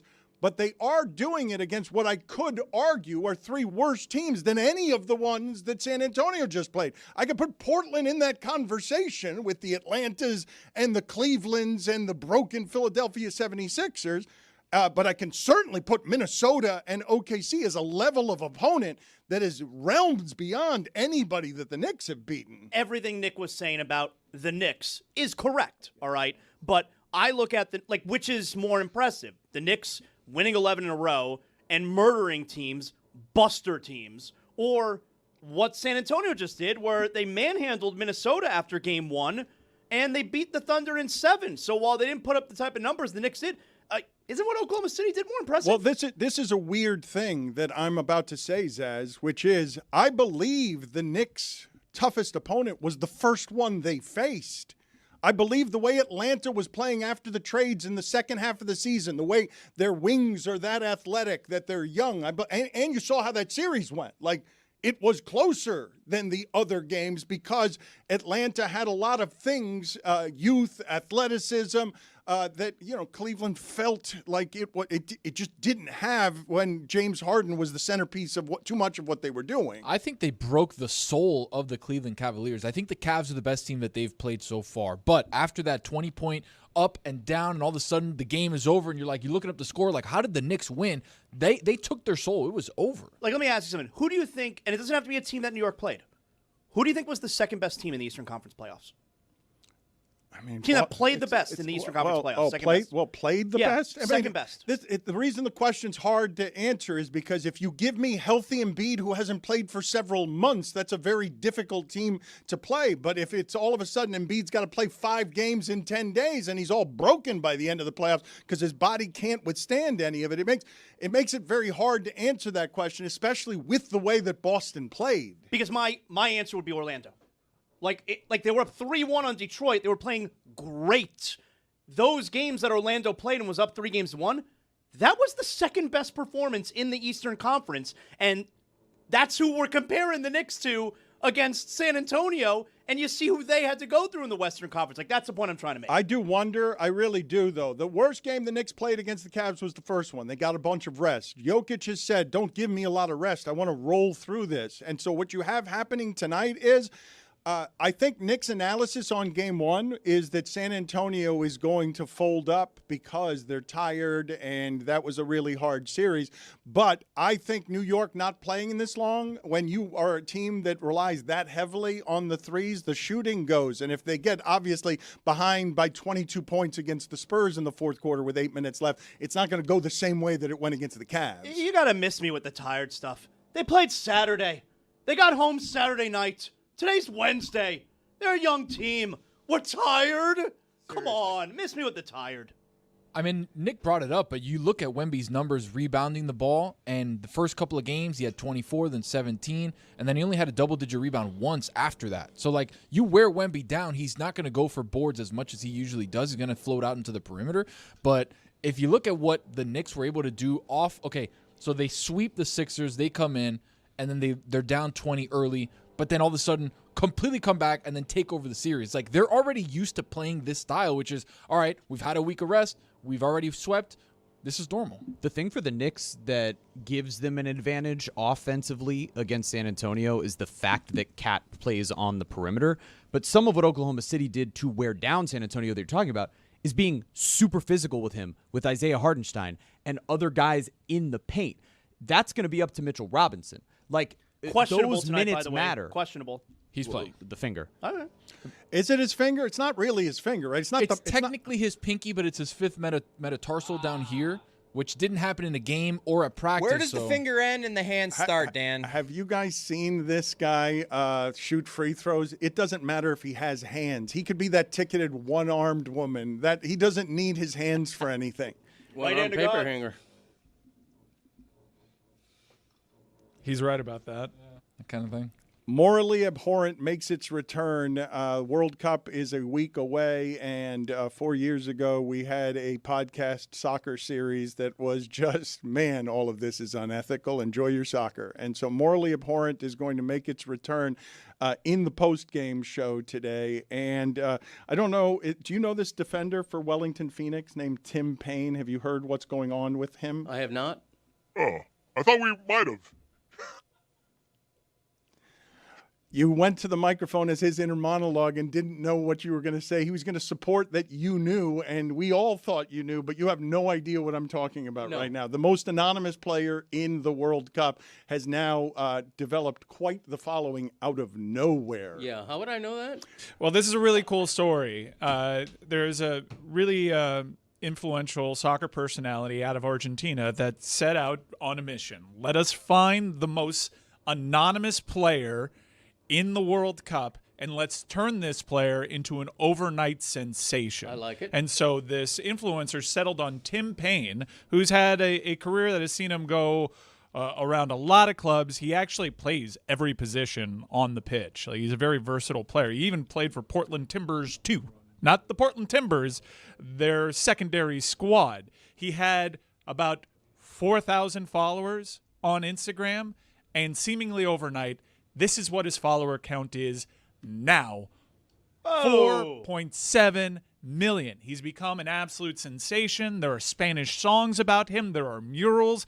They played last night at Inter Miami's new stadium against Haiti. Haiti looked pretty good, by the way. If you want to head over to the DraftKings Sports app, now live in all 50 states, and put a little quid on Scotland finishing last in that group, it might be worth it. Haiti in the United States, they're a tough out. We learned from CONCACAF. But either way, Tim Payne was a part of this New Zealand squad. He is now a hugely famous dude. Inter Miami used his likeness to say, hey, Tim Payne is playing in Miami tonight.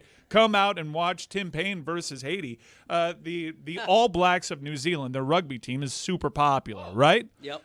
The All Whites of New Zealand, the soccer team, not as popular. Tim Payne has more of a social following than the national rugby team of New Zealand, to put that in perspective. And this was all largely driven in South America. So here is Tim Payne trying through some Spanish to thank his newly found Spanish audience for this fame. Hola, todos. Muchas gracias por todo el apoyo. Disculpen mi español, sigo practicando el Duolingo. Just want to say a massive thank you first to you, Valen. It's been a pretty crazy 48 hours, to say the least. I just wanted to also express that I'm very grateful to be representing my country at this World Cup, and I appreciate all the love from all around the world. Muchas gracias. Okay, a valiant effort, but I have to correct this poor man. He meant to say thank you for all the support, but instead he said thank you for all the chicken. Yeah, I caught that. No. Yeah, I caught that. Apoyo is support. Pollo is chicken, and his Spanish, he's trying, but he just told Argentina, thank you for the chicken. Yeah, how do you like fame now, Tim Payne? This is what it's like. One mistake, you're done. Dan's going to jump all over you. So I got a question. So, respect to Tim Payne. So he sucks, right?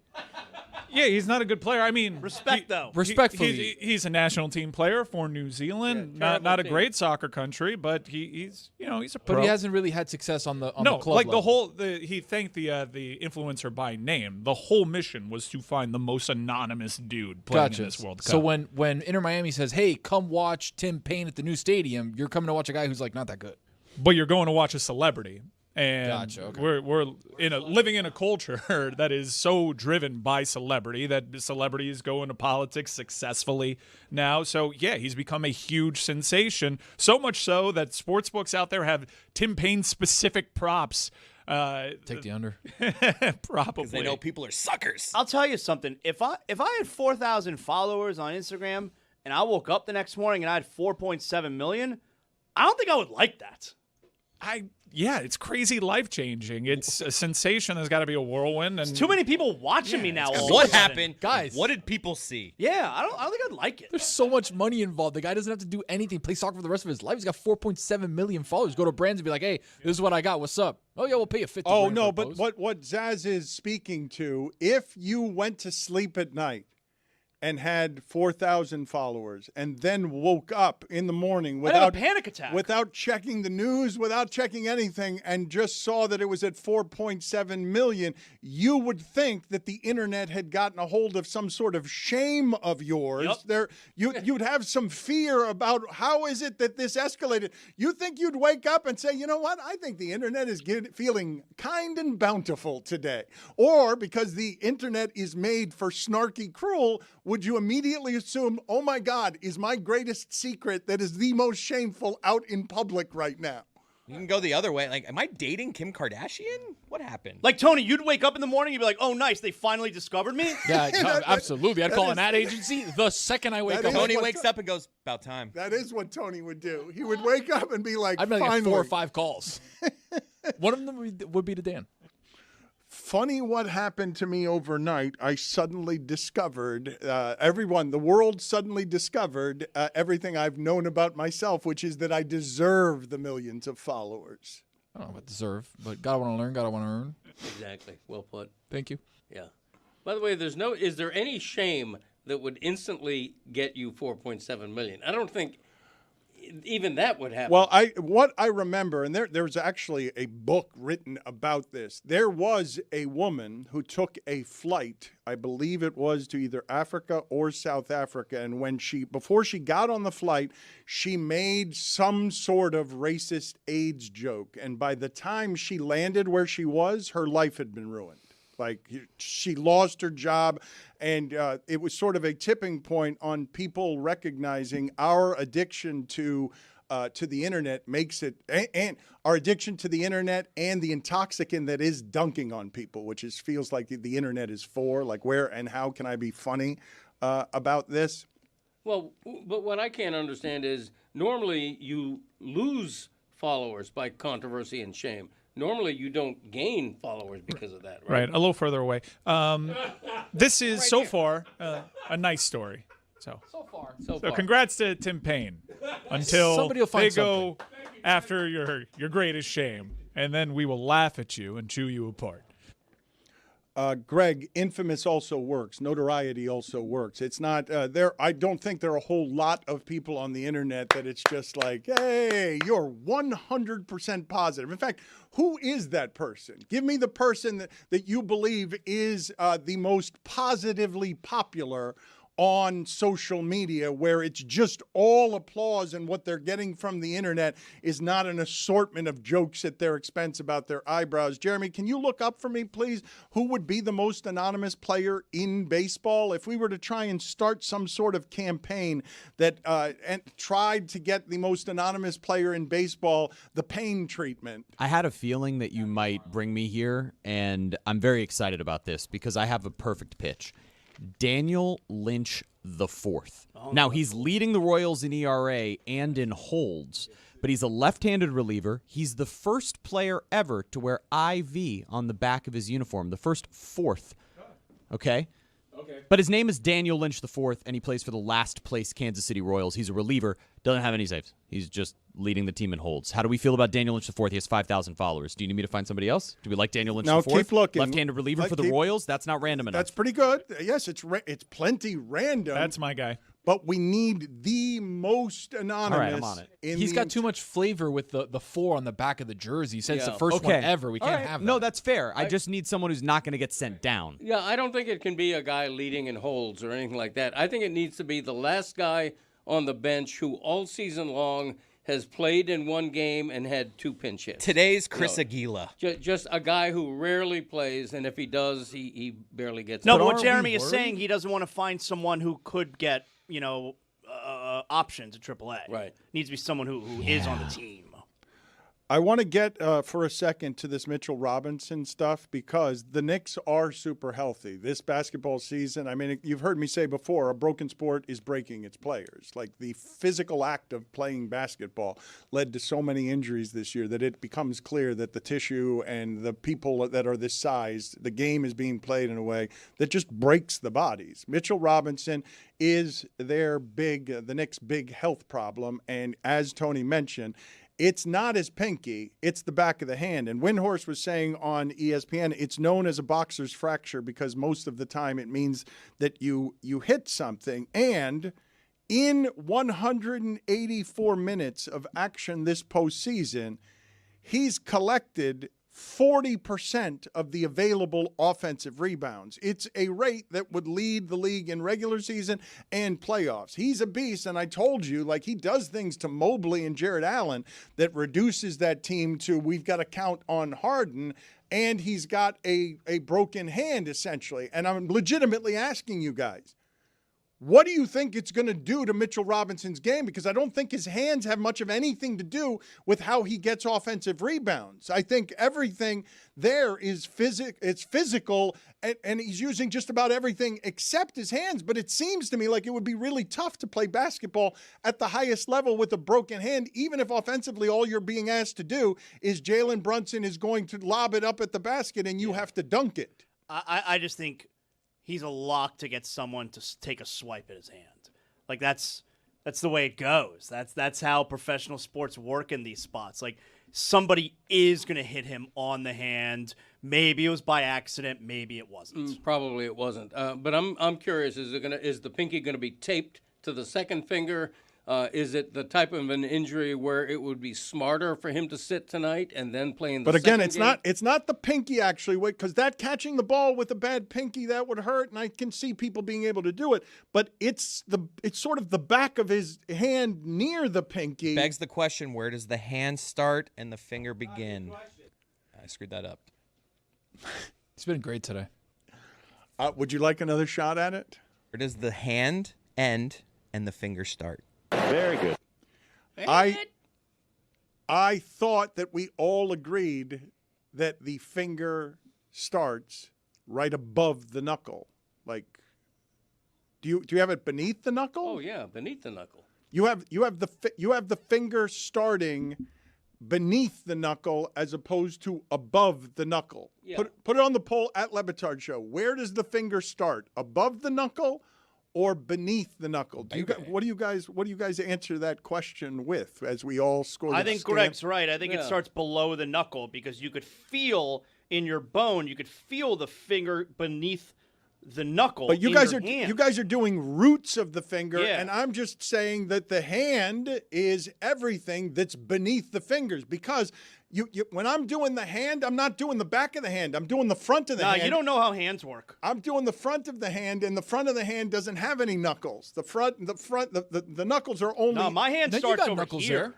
Put it on the poll at Le Batard Show. Are the knuckles in the front also, or are the knuckles only in the back? Because I have the knuckles only in the back. I do not have the knuckles up front. Of course, this is the knuckle right here. Yeah, you need to learn about hands. Yeah, you don't know fingers. But Come on. the front the of the knuckle hand, here, front of the hand, the knuckles are in knuckle. the knuckles are in the back. Okay, the joint of the finger. The knuckles are not in the front. Yeah, these are Nobody the has the knuckles. knuckles in the front. Guys, These the are the knuckle is round. It's on both sides. I got these knuckles right here. These are the knuckles. You were going to stay with it until it caught. The knuckles are not in the front.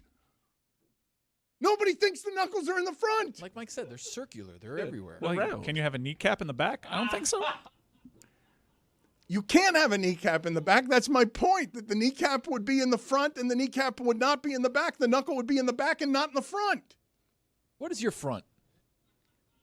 What do you mean? Because you're what is pointing my at the front? back. I'm not pointing at the back. I'm pointing at the front of my hand, the palm of my hand. Palm, okay, because front could be this way. What If I my gave you hand's the not like back, that? if I gave you the back of my hand, would I be giving you my palm? No, I'd be giving you the back of my hand. But I wouldn't say the front of the hand. What do you mean you wouldn't say the front I'd say of the my palm hand? of the hand. This is the front of the hand right here. No, that's not the Thank you, front of the Greg. hand. It is. That's the back of the No, hand. it's the front of the hand. There is a chance his free throw shooting gets better. There's not a chance it can get worse. This is the front of my hand right here. Semantics. That's the palm. That's the back of my hand. I was mentioning earlier in the show because the probabilities of this are just infinitesimal. I've said that Jose Canseco has the greatest play in baseball history. It's not merely because he seemed to be miles from the warning track, catching a routine fly ball that at best would have been a ground rule double. And instead what happened was as he approached the warning track, it bounced off of the top of his head and over the wall. Right when he got to the warning track, it bounced off, hit the top of his head and over the wall. And that is statistically improbable by itself. But to have it happen off of the top of the head of the biggest clown in baseball is a statistical improbability. Like if I were to just give you the entirety of the sport, there would have been no one funnier that could have happened to. And so I called it the greatest play in baseball history. Can you guys give me the details? Because I have not seen that this has happened 2 more times in the last 2 weeks, even though we talked about a month ago about a minor leaguer that had it happen, and he wasn't even close to the outfield wall. What are the details on this? And show me these videos, because I have not seen replicated what I believe to be the greatest play in baseball history. Show me first, please, the minor. Is this the minor? This is Yes, college baseball. A week Let's see. ago, a regional here. We have a little audio that goes with it. Out to left center field and room in the cavern, I think. Back to the fence, a leap and off the fence. Now, that got out.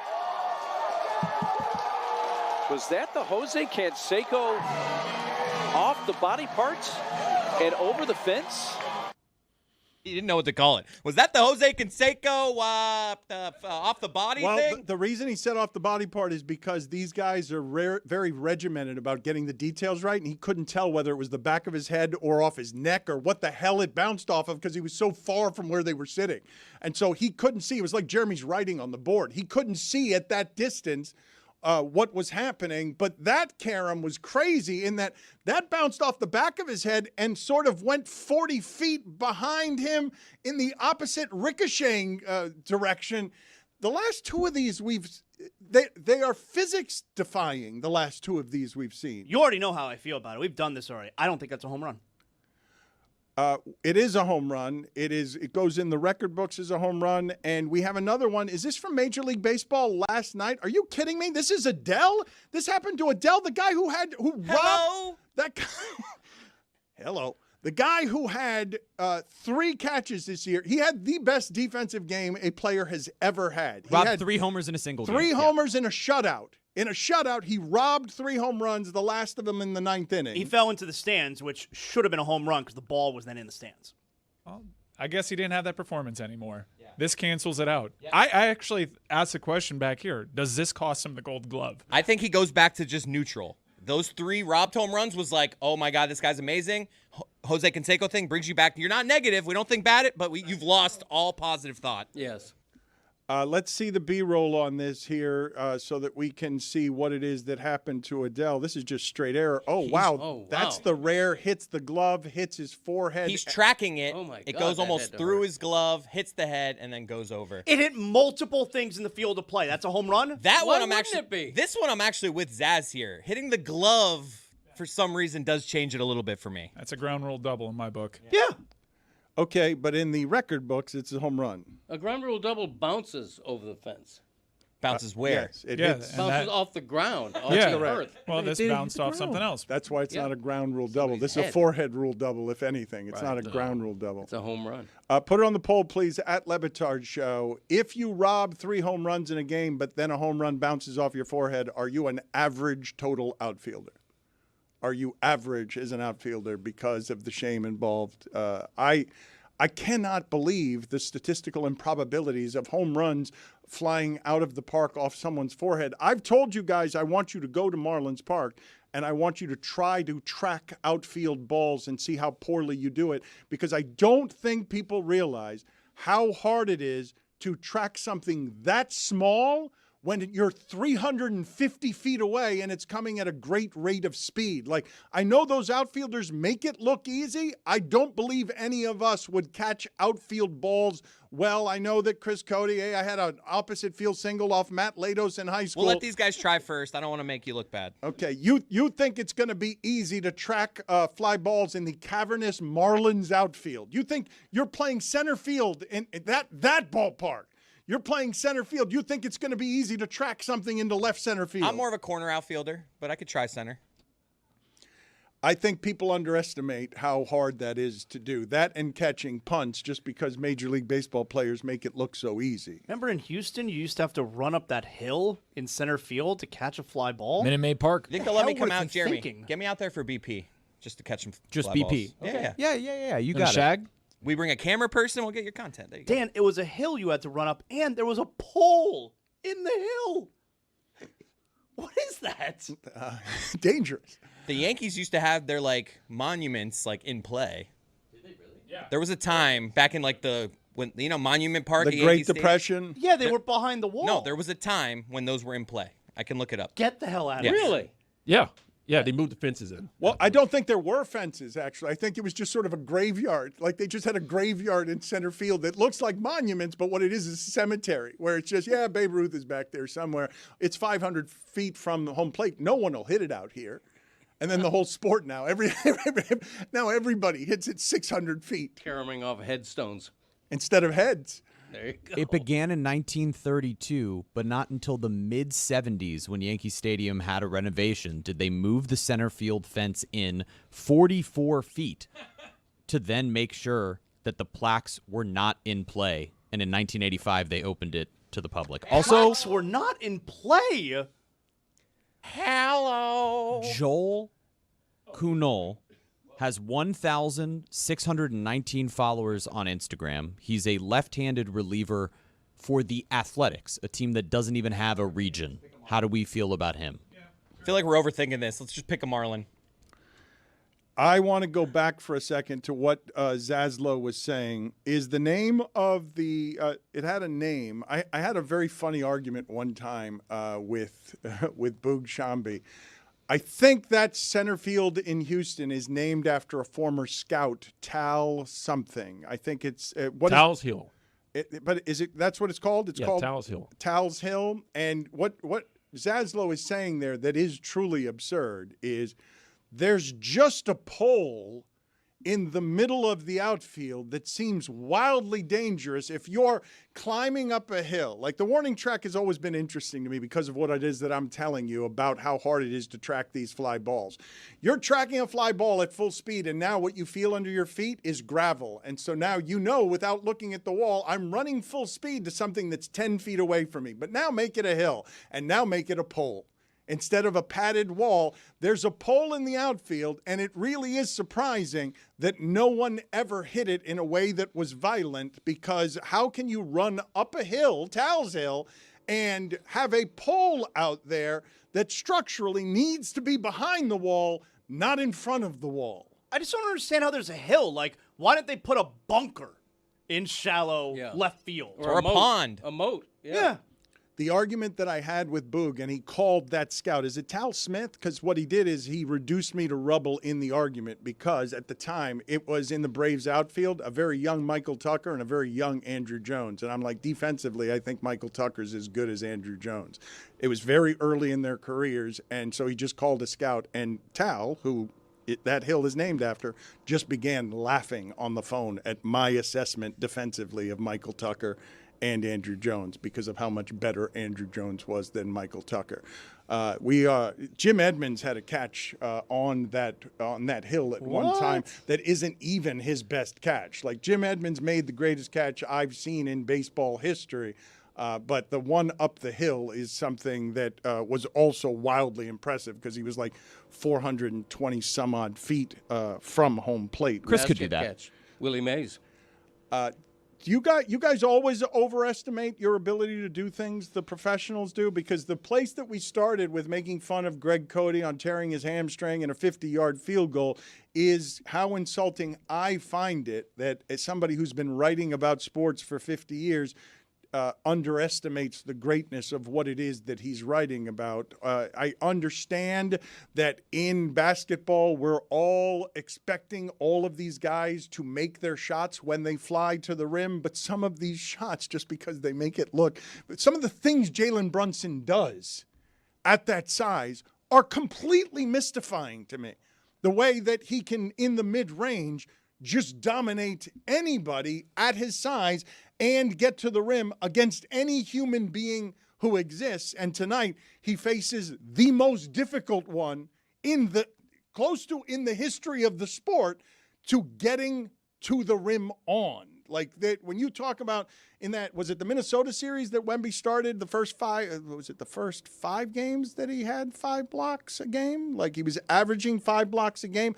What do you guys expect Jalen Brunson to look like in this series? Do you believe he's going to be able to drive and dish to open three-point shooters the same way he's done against all these other teams that don't have Wemby in the paint? I think you're going to see him use that mid-range a lot. Like, he's good at that mid-range shot. He'll drive, he stops at the elbow, he shoots mid-range because nobody goes at the basket when Wembanyama's in the paint. But the teams they've played against, right, whatever your other analysis is of Knicks Spurs, the teams Brunson has played against, Evan Mobley's a very good defensive player. You can make an argument that he is in the conversation for Defensive Player of the Year, but he's not that kind of shot blocker. Embiid is not that kind of shot blocker. Atlanta does not have that kind of shot blocker.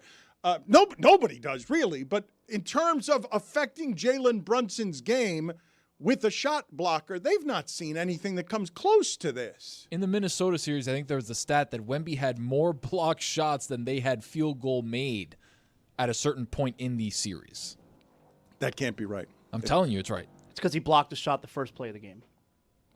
Maybe if that's how it happened. Maybe at a certain point in the series, he had more blocks than they had field goals made. But I want you to think again what you're saying. Doesn't make it right. Think about what you're saying. That stat can't be right, Tone. Say it again, but think said really at one hard. point in the game. At one point in the game. At one point in game one, there are many field goals. He didn't have 400 blocks. He had 35 blocks and...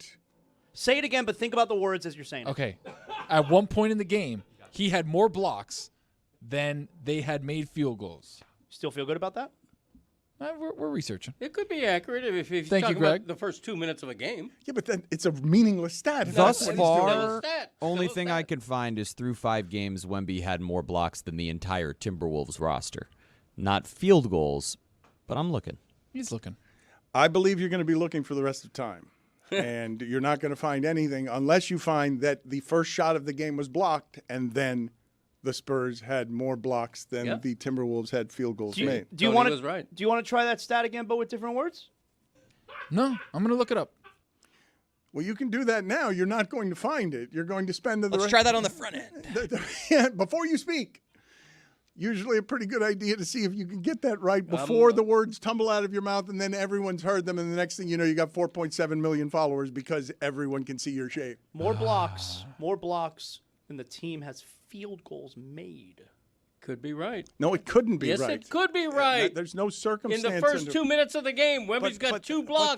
They haven't made 2 field goals yet. That doesn't make it a relevant stat. It makes it a stat, though. It makes Tony accurate. That's what I'm saying. Thank you, Greg. I'm You're looking, welcome. by the way. That kind of thing.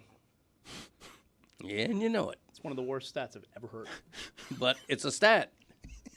You acknowledged it. It's a remarkably stupid stat. They're not all stat of the day. Some of them are bad stats. Nothing wrong with that. BS, bad stats. That was BS. And then what poured from Tony's Okay, mouth. sorry. I had one piece missing. One detail missing. Okay, are you ready? I had one detail missing. Doesn't make it right. Thank you, Jason Benetti. During the 2026 Western Conference semifinals, Victor Wembanyama recorded more blocks than the Minnesota Timberwolves had made field goals when he directly contested their shots over the span of the series. Oh, my God. I had it in there somewhere. I just missed that little piece of it. So he Damn had right. more blocks than they had made field goals That's a when good he stat, was the Tony. main defender. Yes, good stat. Was that better for you, Dan? He also had 2 blocks before the Timberwolves made a shot in the first game. Okay. Thank you, Greg. That is accuracy Thank right you. there. So if someone gets a steal on the first possession of the series, you could say that team has more steals than the other team has baskets this series? Yes, because for a point in time, that was right. But how is that a relevant stat? I didn't say it was relevant. I said it was a stat.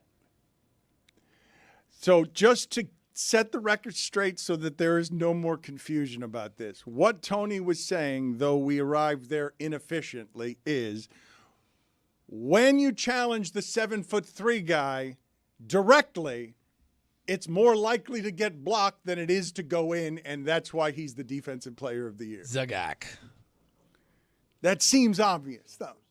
Yeah, okay, sure. It seems obvious, but when I tell you the actual stat was he had more blocks than they had made field goals when he was the defender is amazing. What other player can you talk about like that? Relevant stat.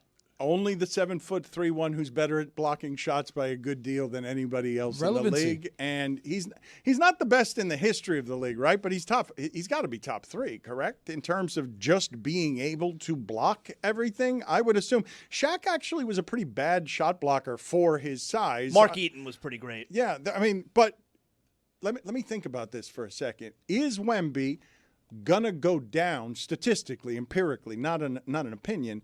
Is he going to go down as the greatest shot blocker in history? Because I would assume, without looking at any of the numbers, that there would be better shot blockers in the past just because we were all trying to get our shots at the rim. We thought that was the way to play basketball, not with the three-pointer. So I would assume the way that we're playing now would lead to fewer shot blocking opportunities. Not to wade into these waters again without looking at it, but I'm pretty sure I heard that Wemby has the record for playoff blocks for the Spurs, and this is his first playoff run. And so your choices there would be who? Tim Duncan, David Robinson, Spurs Anybody ever history? wearing a Spurs jersey ever? Manu Wemby Ginobili has more playoff blocks than Victor Wembanyama.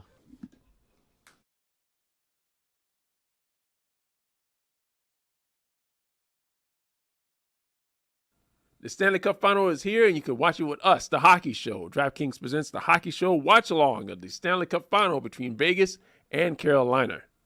Suavecito para abajo. We're watching Game 2, 8 p.m. Thursday. And we are also watching Game 3 Saturday, 8 p.m. So join us as we watch the Stanley Cup Final together. It's The Hockey Show watch-along presented by DraftKings.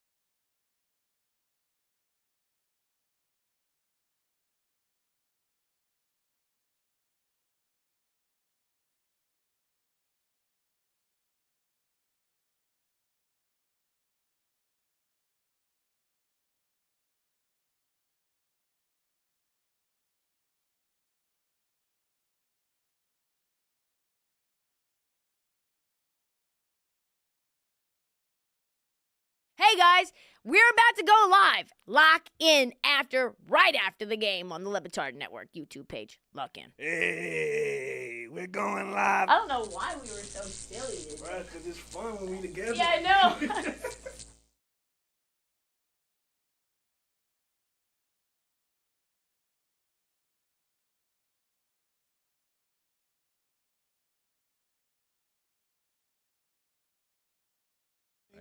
We were making fun Zoes. of Pablo. We've been making fun of Pablo because he's on a text string with Method Man. I should have never allowed it. And he doesn't refer to him as either Method Man or Meth. He keeps referring to him as Method. And it just seems impossibly wrong. Pablo, are you running bid here? Are you doing the thing where you're like, I'm gonna try to make this uncomfortable and like do my thing and like, I'm gonna be Pablo?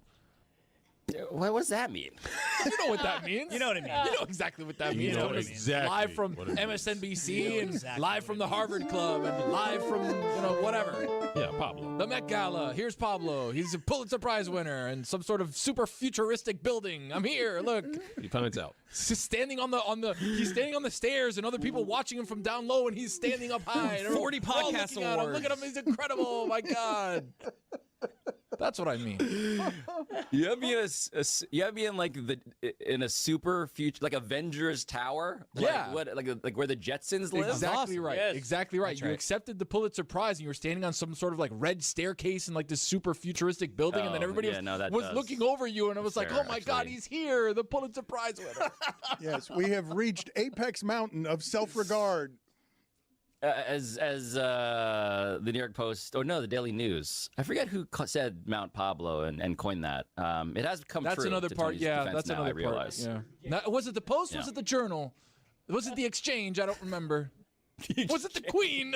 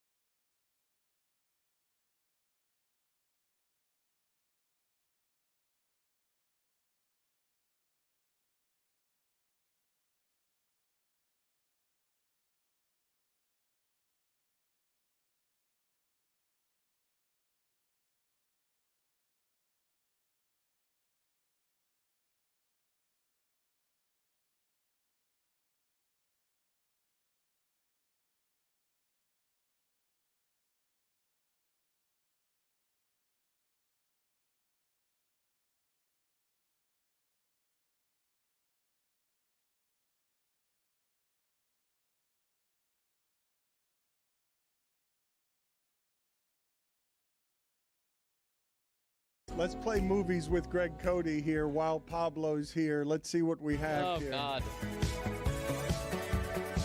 Greg Cody doesn't know about movies. You could check it out at Greg Cody Show featuring Greg Cody. Let's play the latest movie clip. All right, Greg, what movie is this from? You, Brennan. I know you touched my drum set, and I want to hear that dirty little mouth admit it. Okay, music, drums. No chance on that, though. You, Brennan. That's I too- know you touched my drum set, and I want to hear that dirty little All right, mouth how many admit of it. these do you have? iconic. How many of these do you have? How many do you have left? I have like 5 more. All right, play them all. Let's see if you can get any of them. You don't know that one? No, hell no. That was Step Brothers. Okay. Okay, here's the next one. I'm funny how? I mean funny like I'm a clown, I amuse you. I make you laugh. I'm here to fucking amuse you. What do you mean funny? Funny how? How am I funny? Oh, I like that. It's Danny yeah. DeVito. I'm close to that one. He plays a lawyer. Yes. Okay. Oh, he does. He does. He does. In My Cousin Vinny. Exactly. My Cousin Vinny. No, that is not. Oh. It's not My Cousin Vinny. I thought it was he's playing a lawyer. You were right on that. That's Goodfellas. That's not My Cousin Vinny. That's Goodfellas. Stars in both of them. My cousin he Vinny was on the right track. 2 Utes. That's my cousin Vinny. 2 Utes. Okay. Play another one for half him. credit. Half credit. No credit. Half credit. You called this guy Danny DeVito earlier. 0 credit. All right, here's the next one. I am your father. Star Wars. Which one? Which one? Oh, come on. That's close enough. number That's one. No, it's not. There's It's 12 not of close them. enough. The There's original 12 one. of them. No, that's not it. No, not but it. that's That's close enough. That's It's half not close credit. enough. Half credit. You just said It's was not close enough. It's For him, one of the we're movies. grading Wait, on what? the curve. Wait, Greg, what are the Not other sure. names? That's a point. Greg, what are the names of the other Star Wars movies in that trilogy? Do you know what they are? Well, I just saw The Empire Strikes Back. And the Great. third one, it should be The Empire Strikes Back, Jack. I don't know the third one. I mean, if you just saw Jedi. The Empire It's not a Strikes Jedi in Back, it. like that's No, from The Empire Strikes Back. The third one has the word Jedi in it. The Return of. Put it The on the Return of poll. the Jedi. Should it be The Empire Strikes Back Jack at Le Batard Show? Yes, it should. And you know it. All right, I got another one. Very good. What? All right. Oh, I love that guy. Who's that guy? It's, the swaggery Texan. Yeah. Yes. Okay. He played a lawyer. You know who I mean. Yes, I do know who you mean. Do you know who you mean? No, played a lawyer, Greg. I know his face. I just don't know All right. What is the name of that movie? What's the name of the guy? Yeah. I don't know. He's wearing a hat. I don't know. Cowboy hat. Nice hat. Asshole. Sometimes. No, that's a backward cap. His name is Cowboy Hat? No, I just don't know the name of the film. Say it one more time. All right. That's not going to help you. Long Weekend. No. That's Dazed and Confused. Matthew McConaughey is what you were looking for. Yeah, there. McConaughey, yeah. Is it McConaughey or McConaughey? Is it McConaughey or McConaughey? McConaughey. I go hey. Hey. Now I have two more here. Hey, One is A insanely. human cowboy hat in Greg's defense. One of these is insanely easy, and it would be hilarious if he missed it. The other one is kind of difficult. He definitely won't get All it. right, don't give him the difficult one. Let's see if we punctuate this with the easy one. All right, here we go. To infinity and beyond.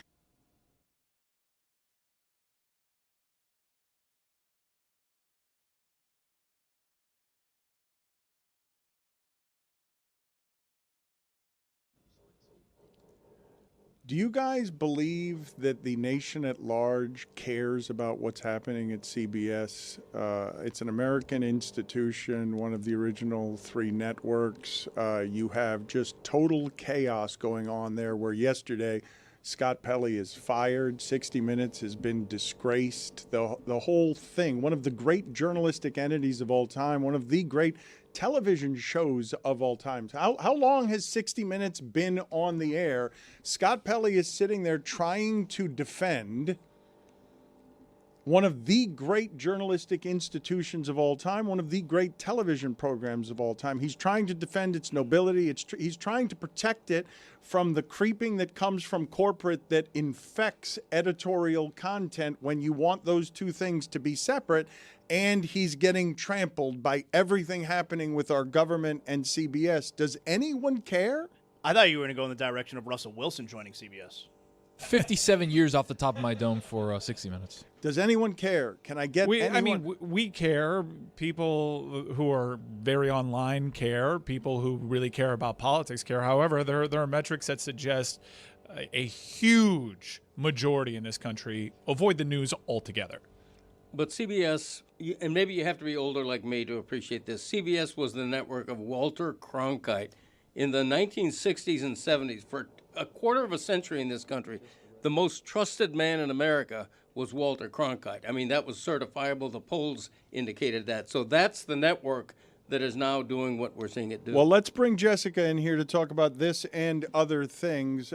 Jessica, what are your thoughts? Because the flames keep rising on everything happening at CBS. For those of you not familiar with some of the details, they need, in order to make this merger go through, they need government support. You see that the press is under attack from every angle. And in terms of network news, whether it's Jimmy Kimmel or this, these are the seismic things that do get attention. What did you make of what happened at CBS yesterday, and what do you make of what's happening at 60 Minutes in general, Jess?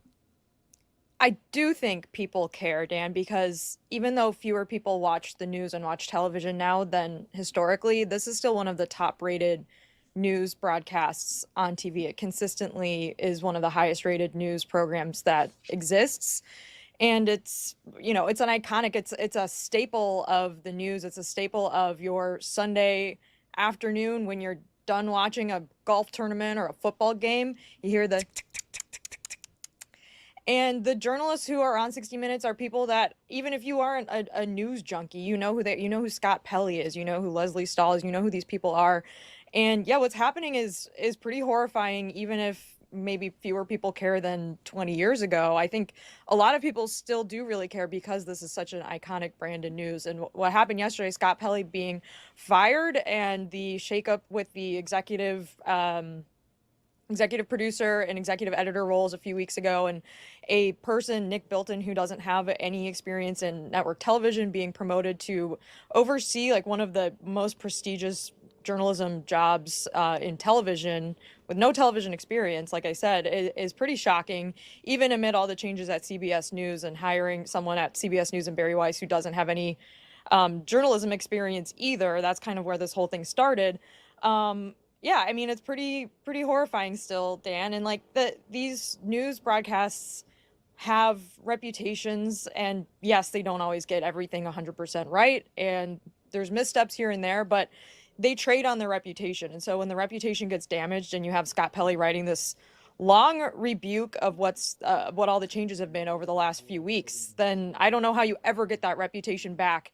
And someday this current administration may not be in office, and that will still just be gone because of what's happened over the last few months. Yeah, that's the part that's interesting to me, because like Scott Pelley totally lit them up in his, first the letter got leaked, his termination letter, and then he sent out a message as to what's happening there. And he lit them up, and he is accusing them of bowing down to this administration, and that's where their direction is, to make sure you appease them. And I know CBS News is always supposed to be completely separate entity from CBS as a whole. Is there any, because Jess mentions there, like this administration, they're not going to be around forever. They're only going to be around for a couple more years. Like, is there any sign or any idea that they would, do the news that the way that they've always done it once the merger goes through?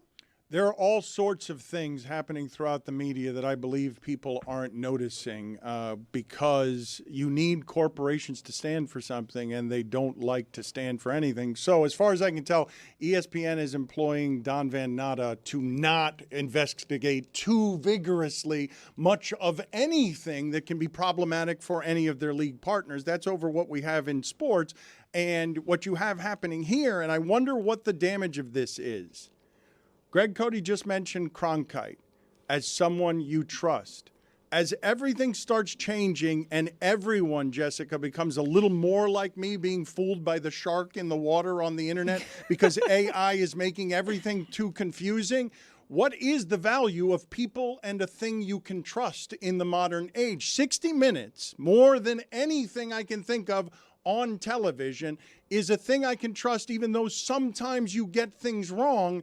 They are meticulous about making sure the difficult subject matter they get right. So what is the value of that in the modern age? Simply something that you trust more than the average thing bringing you information.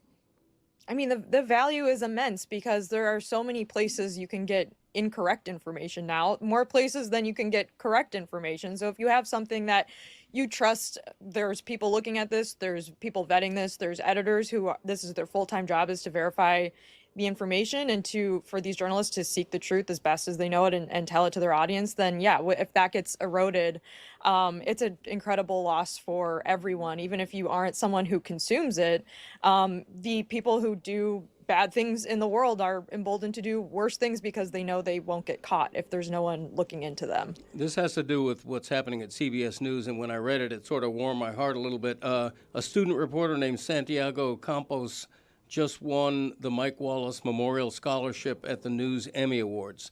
And in accepting the award, he said, "While I want to thank CBS News for funding this generous gift toward my education, I want to also acknowledge how the recent direction of the outlet stains the legacy of Mike Wallace, the namesake of this scholarship." So I think even people in their 20s are appreciating what's going on and the gravity of it. Oh, but one of the things happening, though, Jessica's talking about right and wrong, and she's not doing that morally. She's just doing it factually. She's saying the importance of getting things right as opposed to wrong. But I think it's larger than that. That anyone can do. What 60 Minutes did is they were meticulous about being fair. They were trying to be objective. That's not right, and that's not correct and incorrect. That's the amount of vetting that goes into how do we report this most objectively and most fairly, given that humans generally don't get to objective. Like that's not real. It's objectivity is a total illusion. We all have our biases, but what they were doing more than right and wrong and what they are doing and what's being contaminated is the fair. They're baking the bias into the corporation so that it affects everything beneath it. And I guess that's what I'm asking you. Do you care about fairness? Do you care about one side gets to fight unfair while the other side is trying to cling to fair, and everything happening about the decay all around us makes it so that the fair gets contaminated? Yes. No, I mean, I totally agree. It used to be you assumed fairness out of all the major journalism outlets. And then you had Fox over here on the right, and then you had MSNBC over here on the left, and all of a sudden it became harder to tell what was fair and what was partial. And now that's crumbling even My further. question to you, I guess, is anyone even aspiring to it anymore? Like, if the audience doesn't care about fair, who's going to cling to, I want to make this fair? Like, why? If everything's against it, if it's not just the government, but it's also your corporation, what Scott Pelley is fighting for, imagine what it takes, okay, for Scott Pelley to care about what I'm talking about so much that he's fighting everyone and changing his career path when what he wants to be doing is be on 60 Minutes because he knows it's the most prestigious of the fairnesses, Jess.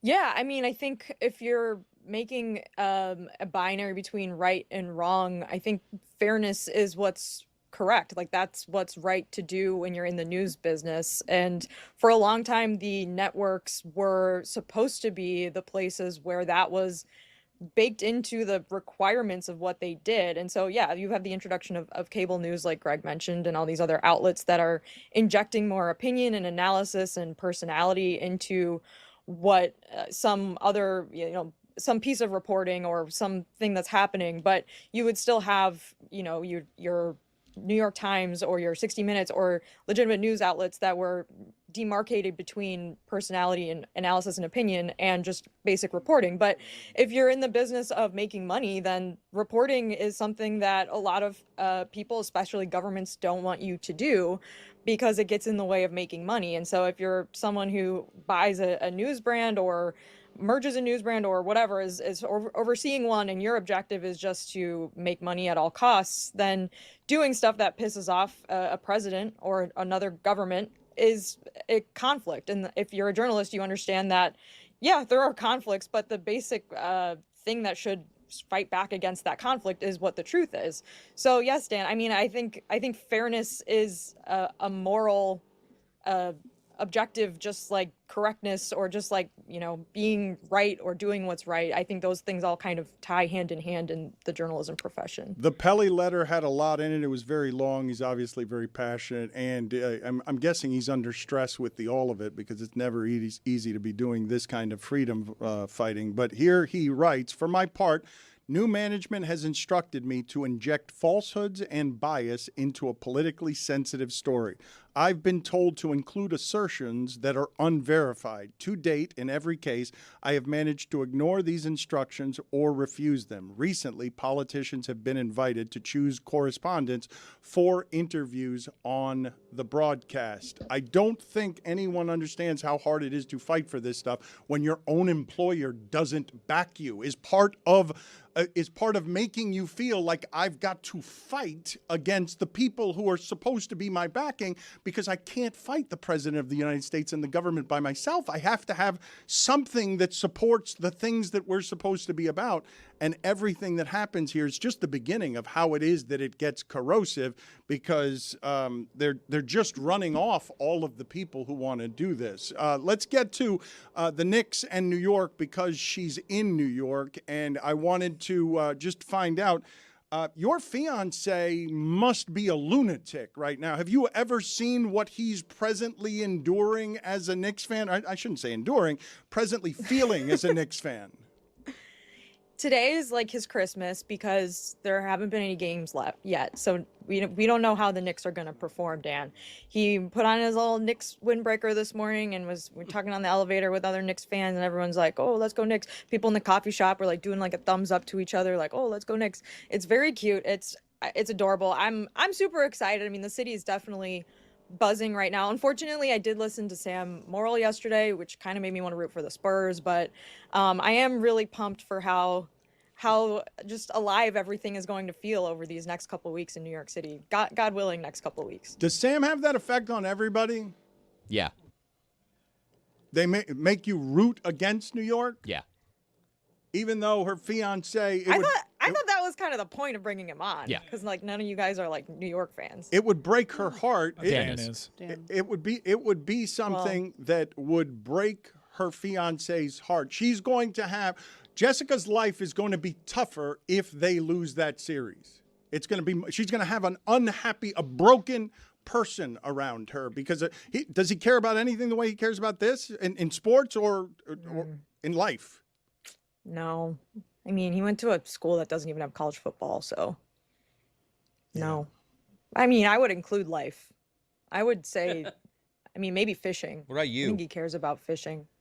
What? No, definitely not. That's ridiculous. What's over your left shoulder there? What's over your left? What do we have there? Speaking of sports, New York sports, this was the giveaway at the Mets game last Friday night. That's a good giveaway. It's great. Bobby Valentine disguise night.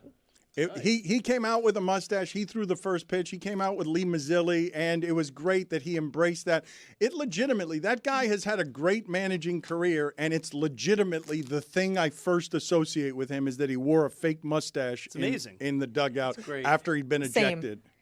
Dan, I love going to sporting events with my sister because she's kind of like an alien. Like, she doesn't know anything about sports, so everything she learns about sports is like the first thing she's ever heard about them in her life. So we got to the ballpark and they were handing these out, and she was just like, what is this? I don't understand this. And then I was like, I got to show her the video, and she's like, so he just came back with a mustache? And I was like, yep. But you don't get it. It's really funny. I think she slightly appreciated it. But then to top it off, Dan, I got to see Mr. and Mrs. Met. And first of all, Mrs. Met was looking good. Okay. She was looking really good. She always does. Second of all, Mr. Met had on the Bobby Met, like they did a giant mustache and sunglasses for Mr. Met, which I love. I think he looks great. Kind of into the mustache. Looks better. Looks Latin. Looks a little bit Latin. Looks cuckish. Am I right, Zaz? Oh. Okay. Yo. Put it on the poll at Le they're Batard both there Show. together. Are you attracted to Mrs. Met? Yes or no? 100% is going to be the answer. How did this picture come to be? Can we do another poll question? Should Mr. Met always wear the mustache and sunglasses? Yeah, he looks better. Dan, I got to sit in some very fancy seats because it was someone's birthday. I got invited. I don't know. But they came and visited, and there was a cannoli cart. How happy it was a make your were own you? cannoli cart. How And happy were you? I was like, can you just put some filling on a plate? And I ate it with a fork. It was delicious. So that you eat with a fork. Actually, yeah, that's a good point. I mean, I couldn't use my Steak. fingers. It was in a ballpark. That's kind of gross. How did it come to be that photo was taken with Mr. and Mrs. Met? They came to see me.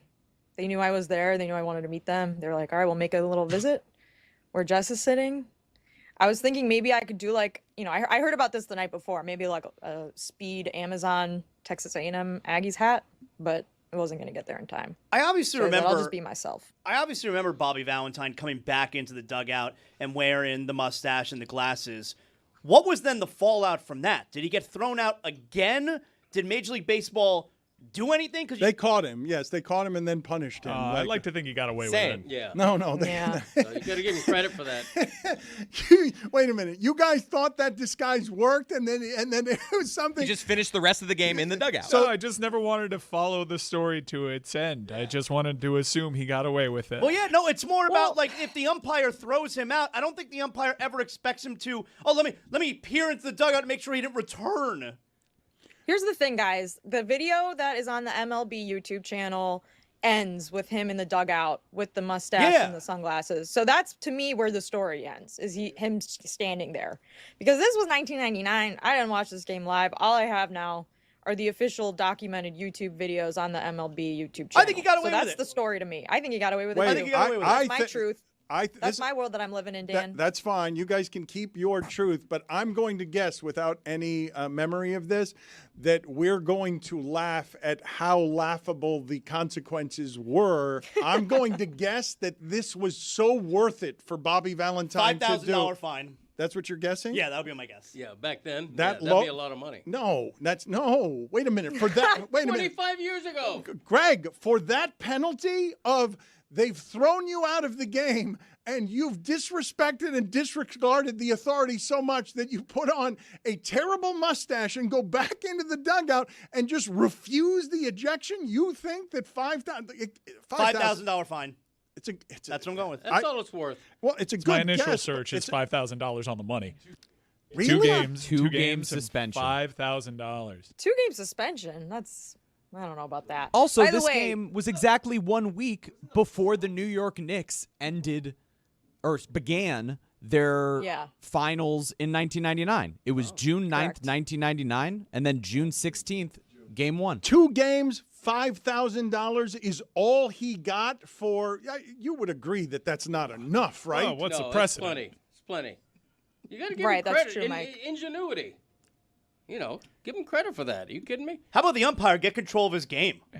I mean, Bud Selig had to make something up that had never happened before. What? He had. Well, it's not like it's gonna stop anyone from doing it again because it's not. He I wore a mean, to Dan's mustache? point, I'm I picturing feel how like how did the might do it. broadcasters handle that? You know, the broadcasters are looking in the dugout going, guy looks a little like Bobby Valentine. Well, famously, the cameras caught him and they had fun with it. Yeah, that is what happened. That's in the YouTube video. Greg, I have 2 catchphrases for you from my dad. Wow. He wants you to tell these to Boog or something. I don't Okay. know. I don't. What are they? One is. You ready? Yeah. Yes, sirree, Bob. Yes, sirree, Bob. That's old school. Okay. Thoughts? Okay. We like it. We don't like it. I've heard of it. It's something that's been said in the past. I've never said it. It's not What is mine. this, the Shark Tank for catchphrases? I mean, yes, sirree, Bob. Yeah, I mean that's what I thought it was for Yeah. actually though. Yes, like sirree, what else do we yes, do sirree, on the Bob. show? Right. There you go. What's the Okay, other I got one? another one for Yeah. you. Better than a sharp stick in the eye. I like that. Okay, that's in the same We category. can work with this. Yeah, that's in the same category as dumber than a box of, rocks. You'd be bad at Right. Shark Tank. You either got to be in on it or out. You can tell me they suck. They're not mine. He was being polite. What's He the was say- being, he was trying to be nice there. Like he just when someone looks at what you're suggesting, he goes, "Okay." Okay, yes, sirree, Bob, I reject. What's the second one again? Better than a sharp stick in the eye. I'm going to give that a mild thumbs up. A mild Yes. thumbs up. Very good. That would, if I increase, and this is just a rumor, if I increase my catchphrase countdown from 60 to 75, sharper than a stick in the eye, Sharp stick in the eye. maybe 75th. But that doesn't seem like it's very memorable to you because you've No, forgotten it now that's twice. True. Yeah, that's true. It's a I good want a point. 25% stake in your catchphrase. A mild thumbs up is the most tepid endorsement. Yeah, I'm sorry. Imagine Mr. Wonderful. You're being polite though. Don't. You tell her what you think. Like what a mild thumbs up is not. It's not support. No, I mean, I've heard of Yes Sirree Bob. That's something my dad might have said, or my mother more like it. And sharper than a stick in the eye is in that That's not it. category. Like I mentioned, it's tell your dad. Say it right once. Work a little harder. What? Sharper than a stick in the eye? What does this That's say? not it. What is the saying? A mild It's 4 thumbs times up. now. Okay. Not here to take a quiz. Yeah, this is when he starts to peter out if the show hasn't come to him for 45 minutes loves the after a phrase couple peter straight out. Hey, days. that's what I'm talking about. Man, I already told you about it. That's my phrase. Not anymore, buddy. Not That's what anymore. I'm talking about. Hey, that's what I'm talking about. Doesn't make it right.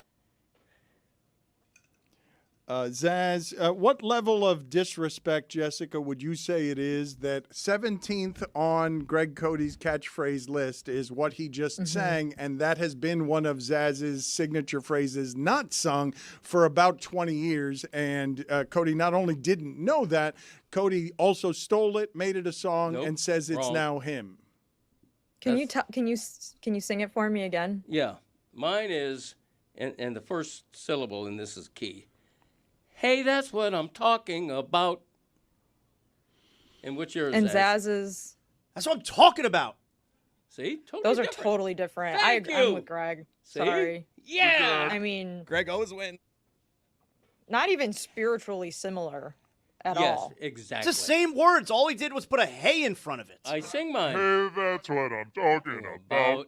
You grunt yours. I sing mine. Put a little melody into it. Yeah, they're different. I'm sorry, Zaz. I'm trying to sing anything. Zaz, try singing it. Wait, Zaz, did you like the finale of Euphoria? I've never seen that show. Do you know what happened, though? I did hear what happened. Yeah. Tragic death. Yeah, Pretty yeah. sad. All right, whatever. Yeah, I haven't seen it either. Should Brendan Sorsby play college football again? Wait, can you say that again? Should Brendan Sorsby play college football again? Is that what you said? Yep. Okay. Probably not.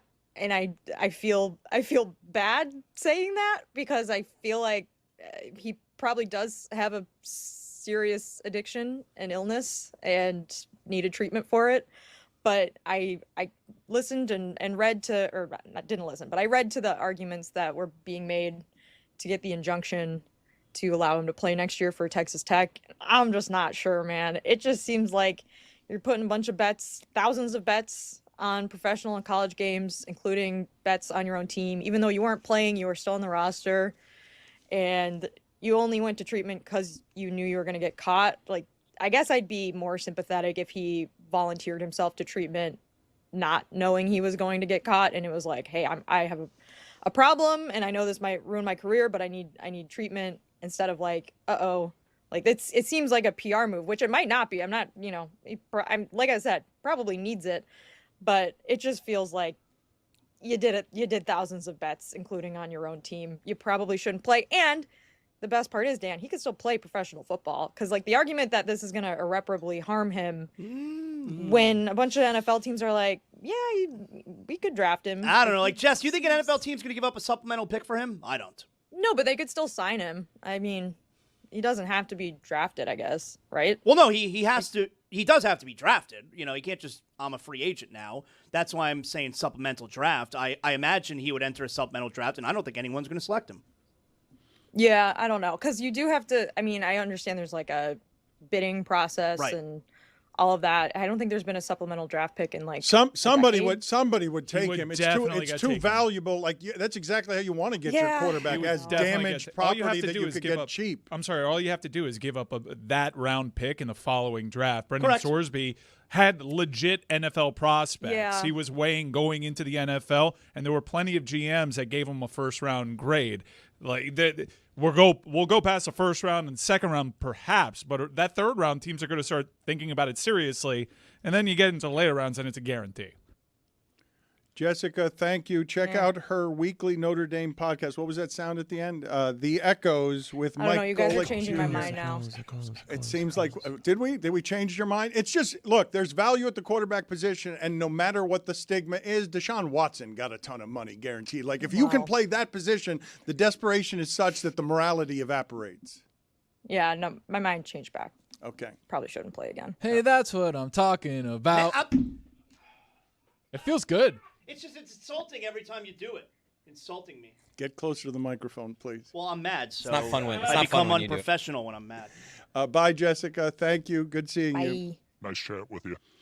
It was nice chatting with you, and I like that she had that mustache there available for us. You can't give me enough Bobby Valentine's mustache. I wanted to $5,000. That's so little. 2 games and $5,000 for simply just saying to the umps, yeah, I know you ejected me.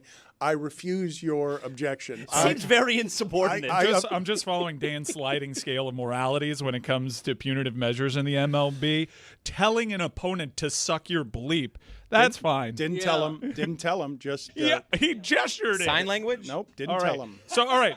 Did not tell them. My apologies, Dan. In fairness to you, so according to Dan's sliding scale of MLB, his hips told him And moralities. they don't lie.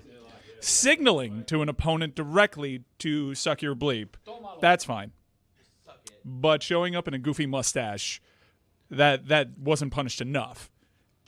For the record, I'd like everyone in sports to ignore the umpires and wear goofy mustaches. I'm surprised that baseball wasn't more indignant about what happens there, given how much people in charge like to have authority respected. For me, make it all circus clowns, put mustaches on everybody, have everybody doing the X across their crotch, but I'm surprised that baseball didn't have we'll call it a stiffer penalty. For That would have been the move. Now you look in the dugout and every Mets player and coach has a disguise on. Now you don't know who's who.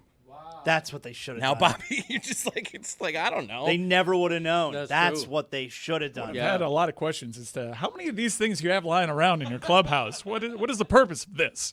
It seems calculated. In horse racing, they DNA test every horse prior to a race to make sure that you're not subbing in a better horse who looks similar to this horse. True story. That's an interesting fact, actually, because that is a good way to cheat. Switcheroo. I've often thought, I mentioned this actually last year. I don't remember what the context was. in football, you can take your guy who has been ejected for targeting. You could do it. Put him in someone else's uniform, run him out on the field and see if you can get away with it, because they're wearing masks and they can be in a disguise. And while some people might notice the running style is different, you can get one of your ejected for targeting players to wear a different uniform and the helmet. And some people might not know that your starting cornerback who was ejected for targeting is actually back in the game in somebody else's uniform. Which college coach would do this? I've thought about this. It cannot be a starter. It cannot be a star. Like these teams prepare for these opponents, they would realize, wait, why is Xavier Lucas wearing someone else's uniform? Like with the wide receiver who the cornerback got thrown out of the game and the wide receivers lined up against him. Would he all of a sudden start pointing and yelling to the referee? That's not him. That's not him. What if he was wearing a Bobby Valentine mustache? What if you actually committed to the bit and like had an assortment of things you were trying to do to make it look like that isn't the player that you think it was? I'm talking about all of it. I'm talking about a prosthetic. I'm talking about just somebody in makeup going for a long time to have their look entirely distorted. For example, on HBO Max, a lot of people are watching The Penguin and they have no idea that's Colin Farrell. I'm sure that actors are opposite Colin Farrell, or, like extras who are coming in to do a couple of shoots and they're like, what do you mean that's Colin Farrell? That can't be Colin Farrell. That doesn't look anything like Colin Farrell. You don't think that that's something that could possibly be gotten away with in college football, and only in college football because you can't see their faces? Who's Colin Farrell? I was thinking that. Actor, right? Do you really not know who Colin Farrell is? Do you think you can't name a single Colin Farrell movie? You just said The Penguin. Is that the name of the movie? I don't even think by look. If we gave him like who of these 5 people is Colin Farrell, I don't think he would have any Is clue. he the guy who gained like 100 pounds for a role? Well, a lot of people have done that. Really? Name 2. Brendan Fraser. Okay, name another one. Christian Bale. Name 3 more. Wow, that is some impressive moving of the goalpost. Russell Crowe, I believe. I think that just happened Yeah, naturally. by accident. Yeah. Hey, come on, what are we doing there? After he worked hard. Gladiator. Juju is here now because we're doing the post game to celebrate the World Cup, and we need a situation here with the World Cup where we're covering it a little bit better than we've been covering it, because it's kind of a giant event. A situation. in Thank you. South Florida.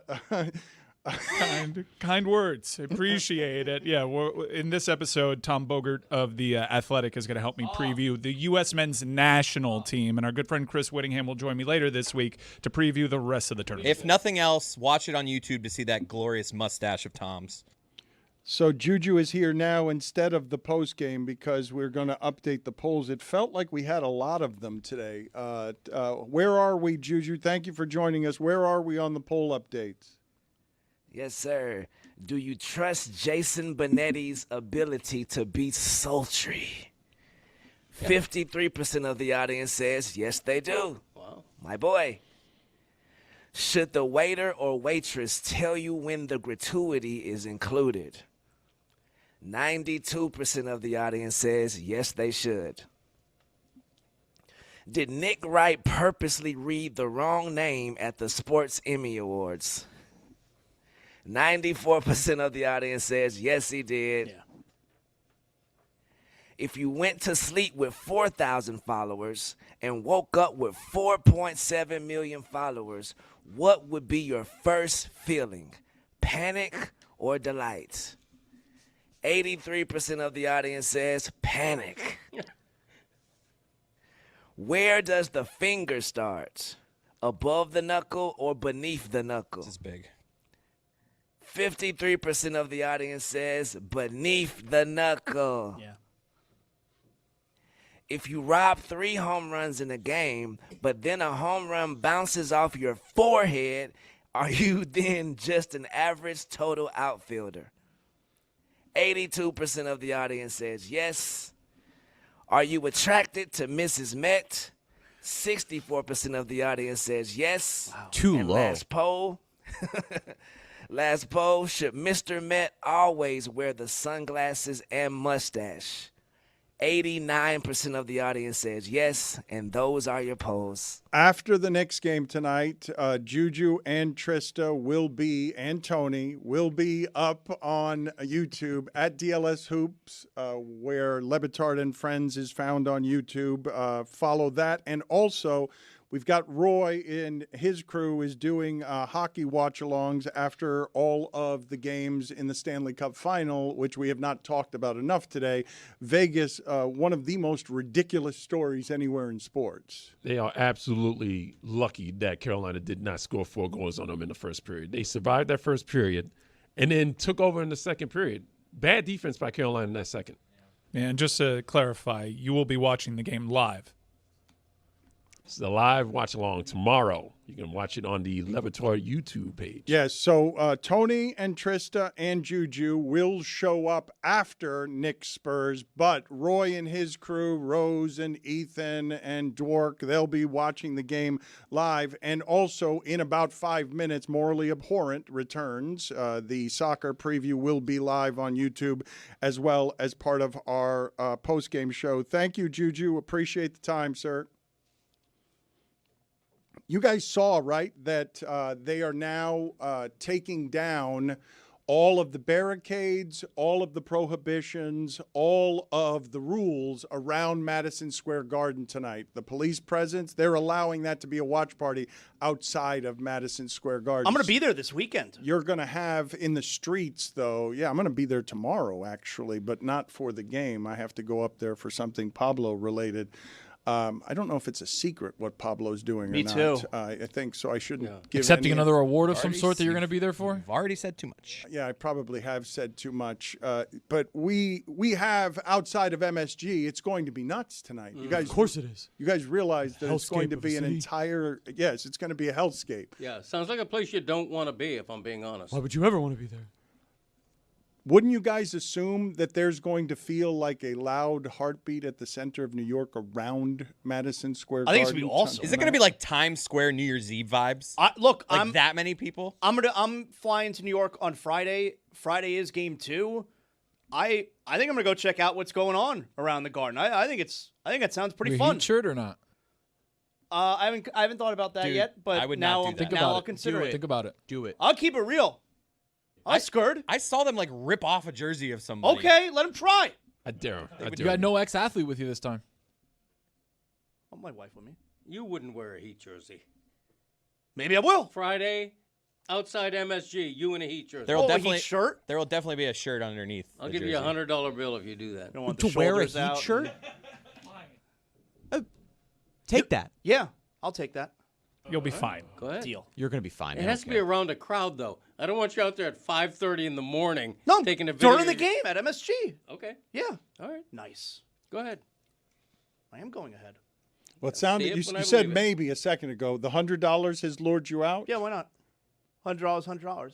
Okay. You're not scared to be being the only one wearing a Heat jersey. What's going to happen? Are you scared? Never scared. What's going to happen? What famous last words? What's going to happen? What could possibly happen? These people are involved at the game. They're going to be worried about someone wearing a shirt of another team. That's so stupid. I'm not going to care. A bunch of friendly Knicks fans. What could possibly happen? Why do they care about what I'm wearing, not bothering anybody? It's not like I'm wearing a Spurs shirt. You're going to give me $100. You're going to earn it. Guy wants to earn.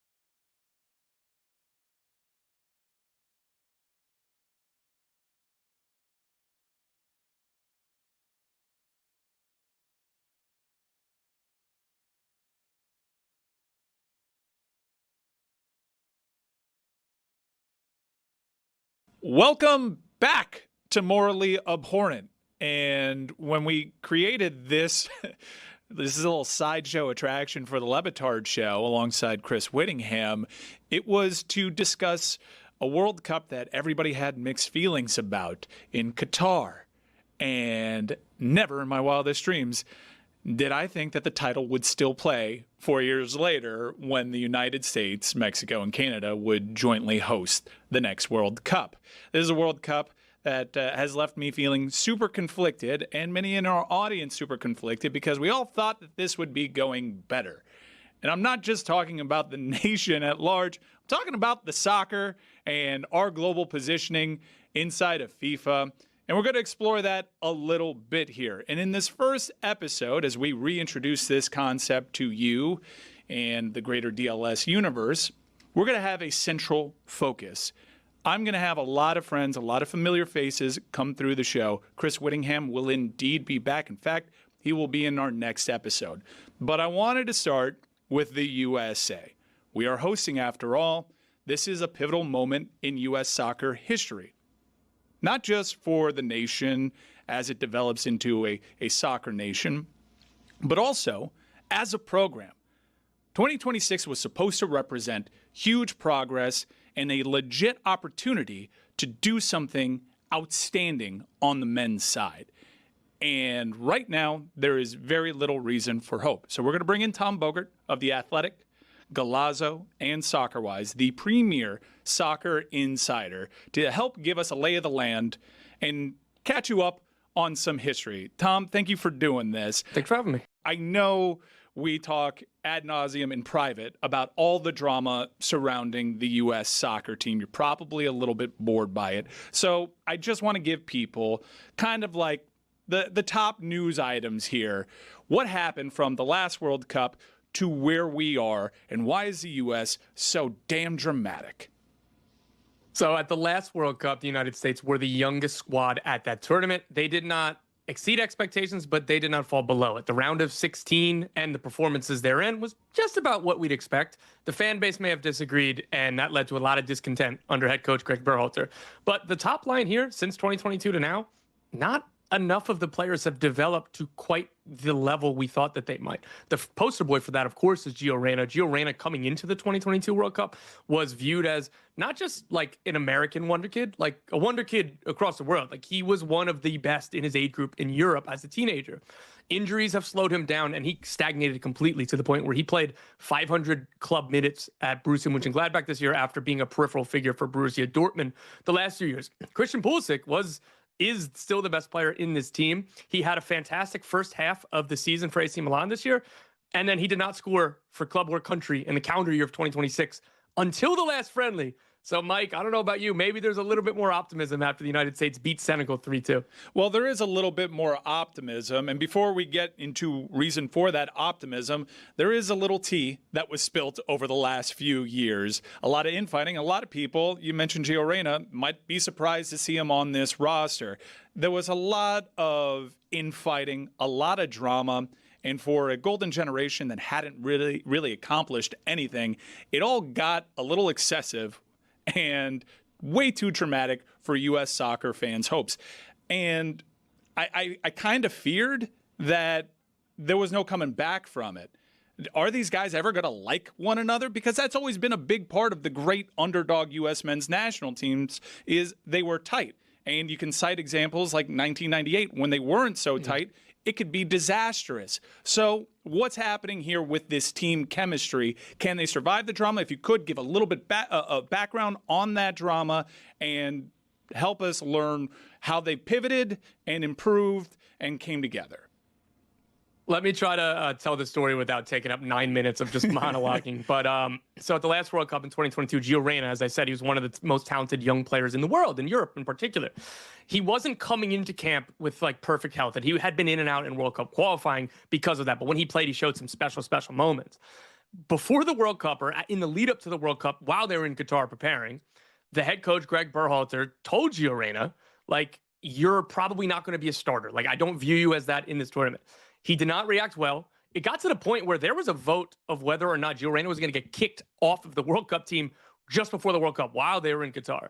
They ultimately landed with him staying with the team, and he became like not a sideshow. It was part of the experience. Like, that is one of the biggest takeaways. He did not play much, and when he did, he was not effective. They ended up, I think he played a good chunk in that game against the Netherlands, and he didn't really change the game when they got eliminated. What makes this even more thorny is Greg Berhalter, the former coach and the coach during that time, and Gio Reyna's father, Claudio, not only were U.S. national team teammates, they are both from New Jersey, and they are just about lifelong friends. Their wives played college soccer together. Those two families were as close as just about humanly possible. And then, during this Gio Reyna saga, Gio's father, Claudio Reyna, again, a U.S. great former teammate of Greg Berhalter, was like blackmailing the federation saying, I know things about Greg, play my son. Like, it was legitimate, like blackmail. And again, as a fellow New Jersey native, I'm trying to be careful with the blackmail in New Jersey, and it all doesn't look so good. And it ends up coming out that there was an altercation between Greg Berhalter and his wife when they were in college. That was physical. Like, it was a kick or something to that effect. Something that Greg Berhalter's wife, family, they had moved on from. And in the eyes of the public, if she wanted to tell this story publicly, it was her story to tell. But Claudio Reyna was going around to U.S. Soccer saying, I know these things about Greg, like using it as blackmail. Greg Berhalter remained the coach, and that got really, really weird because there was this period where his contract expired, but they hadn't named a new coach. They're still doing a coaching search. Greg Berhalter gets brought back, and he does name Gio Reyna in some of his squads before he ends up getting fired a couple years ago, 2 summers ago, to be exact, after a disastrous Copa America run. Since then, you know who's gotten into this United States national team? Greg Berhalter's son, Sebastian. Sebastian Berhalter and Gio Reyna have been close because their families have been close forever. They all say, this is all behind us. Gio Reyna goes as far to say is, this isn't redemption for me because I don't have anything to be redeemed from, which I thought that he was going to get some different media training and maybe be able to answer that question a little bit better. But I respect his honesty, so we'll leave it at that. But Sebastian Berhalter and Gio Reyna are like doing things together off of the field. And from what I've been told around the camp, and if you ask any player on the record, they go out of their way to talk about how tight this group is. This is a brotherhood. There was a documentary on HBO that I think is still airing right now that has been being filmed since before the 22 World Cup. And Tim Weah, Tyler Adams, all of these guys are like, this is a brotherhood. What I'm most excited for the people to see is how close we are and how much we love each other. So, Mike, it is a fair question from the outside to ask this, but if you look inside that locker room, that's what the guys are saying, that this is a brotherhood. And honestly, that started under Greg Berhalter. There were criticisms about either favoritism or it wasn't a competitive enough environment, but what he did was built a locker room, built a team culture, and then he got fired because that got stale. And Mauricio Pochettino has taken over, a star head coach, somebody who has not managed at an international level. He's had some slip-ups along the way to get here, but his whole thing was, okay, yeah, you guys are all brothers now. I don't care. Everybody needs to fight and compete for their spot every single day in training because even if you win it today, you got to go ahead and win it tomorrow. So it's a lot of different versions of this team and a lot of things that are coming together. But in terms of the locker room, the players themselves would say this is a brotherhood and we are as close as ever. Well, let's talk about Pochettino because this was a big, splashy hire. Pochettino's managed for some huge club teams over in Europe. And a lot of U.S. soccer fans with 2026 in mind wanted a huge name. Now, I am a Chelsea supporter. I historically haven't been the biggest fan of Pochettino, but I did admire the ambition because U.S. soccer seemed to be taking the role more seriously, whereas before it was always such an incestuous job. It would be the pool of the same 4 familiar names. You'd go back. I honestly feared Bruce Arena might be back in the mix. And so they did something big and they swung for the fences. How did this start with Pochettino? And it hasn't always been smooth. In fact, there have been some peaks, there have been some valleys. And where do things stand now? So if we're going to do real recency bias, it does feel better after they beat Senegal 3-2 in a friendly. There was a lot of really good attacking patterns, and for me, that was the biggest thing. Under Pochettino, in the calendar year of 2025, they called up 71 players. 71. I don't understand. I think that's too many. I get that you're trying to get the lay of the land and understand the pool and give a lot of people chances. And again, it's designed in security by this coaching staff that you can never feel comfortable that you have your spot. Well, 71 players, I think, is too much. Even so, they've had some valleys, man. They got smoked by Turkey and Switzerland last summer, right before the Gold Cup. This is when Christian Pulisic, the team's best player, asked the coach, hey, do you know the Gold Cup that's happening later this summer? Can I skip that so I could rest and be ready to go for club form and be able to last the year? Pochettino said, hey, if you don't want to be here for the Gold Cup, you can't come for those friendlies. Like that became a public thing.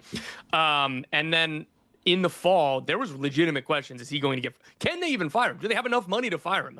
How could this happen so fast?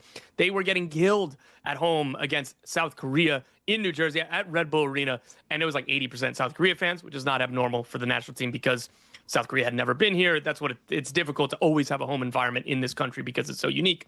All that being said, it was like, oh my gosh, is he going to get fired? Can they make a change? Like his job security was like really being questioned. In the fall, they performed much, much better. They switched to 3 at the back during that South Korea game, and things were looking really good to end the year. And then in the March window to start 2026, they changed the system and they changed positions and they look awful again. And they get just absolutely played off the pitch by Belgium and Portugal. Portugal is a team that is better, but Belgium, while they are better, it shouldn't have been like that stark. So even when things were like getting better, like, he just changes the team, changes the lineup. And there were so many different lineups, so many different setups. And even in this game against Senegal, for all the good, the starting goalkeeper didn't play at all. Like, that's fine, right? But it's just indicative of all the different changes. When he named the World Cup roster, there was 2 central midfielders, one in particular, name of Tanner Tessman. The question was, is he going to start? Not, is he going to be on the roster? Well, he's left off the roster. Same thing with Diego Luna, who played 17 of 18 games in 2025. And Pochettino, like, he was on all the marketing stuff. Pochettino talked about how much he loves this player and all this.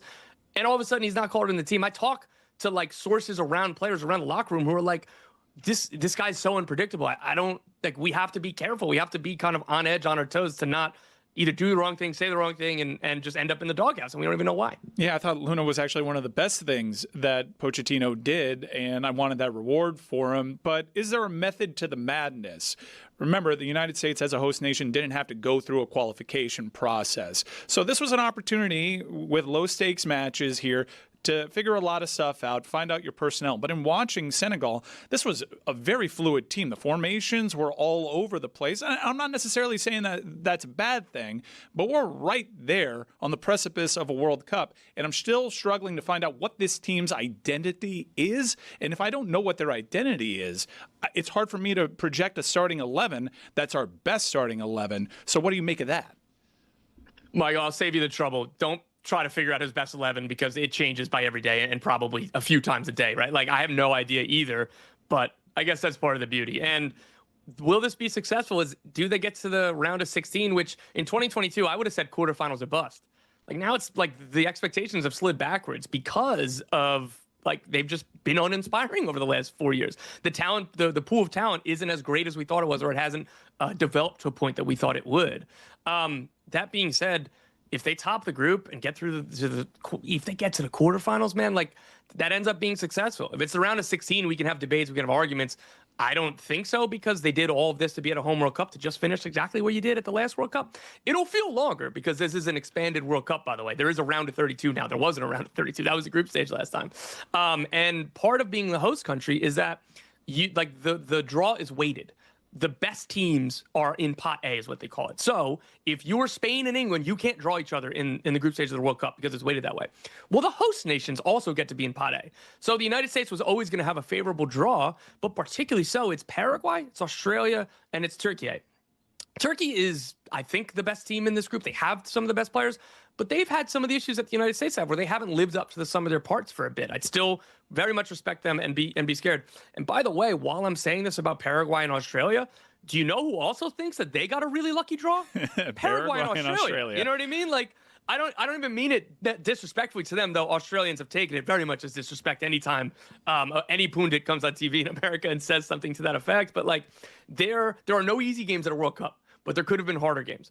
And now, because it's 48 teams, 8 of the 12 third-place teams will get through.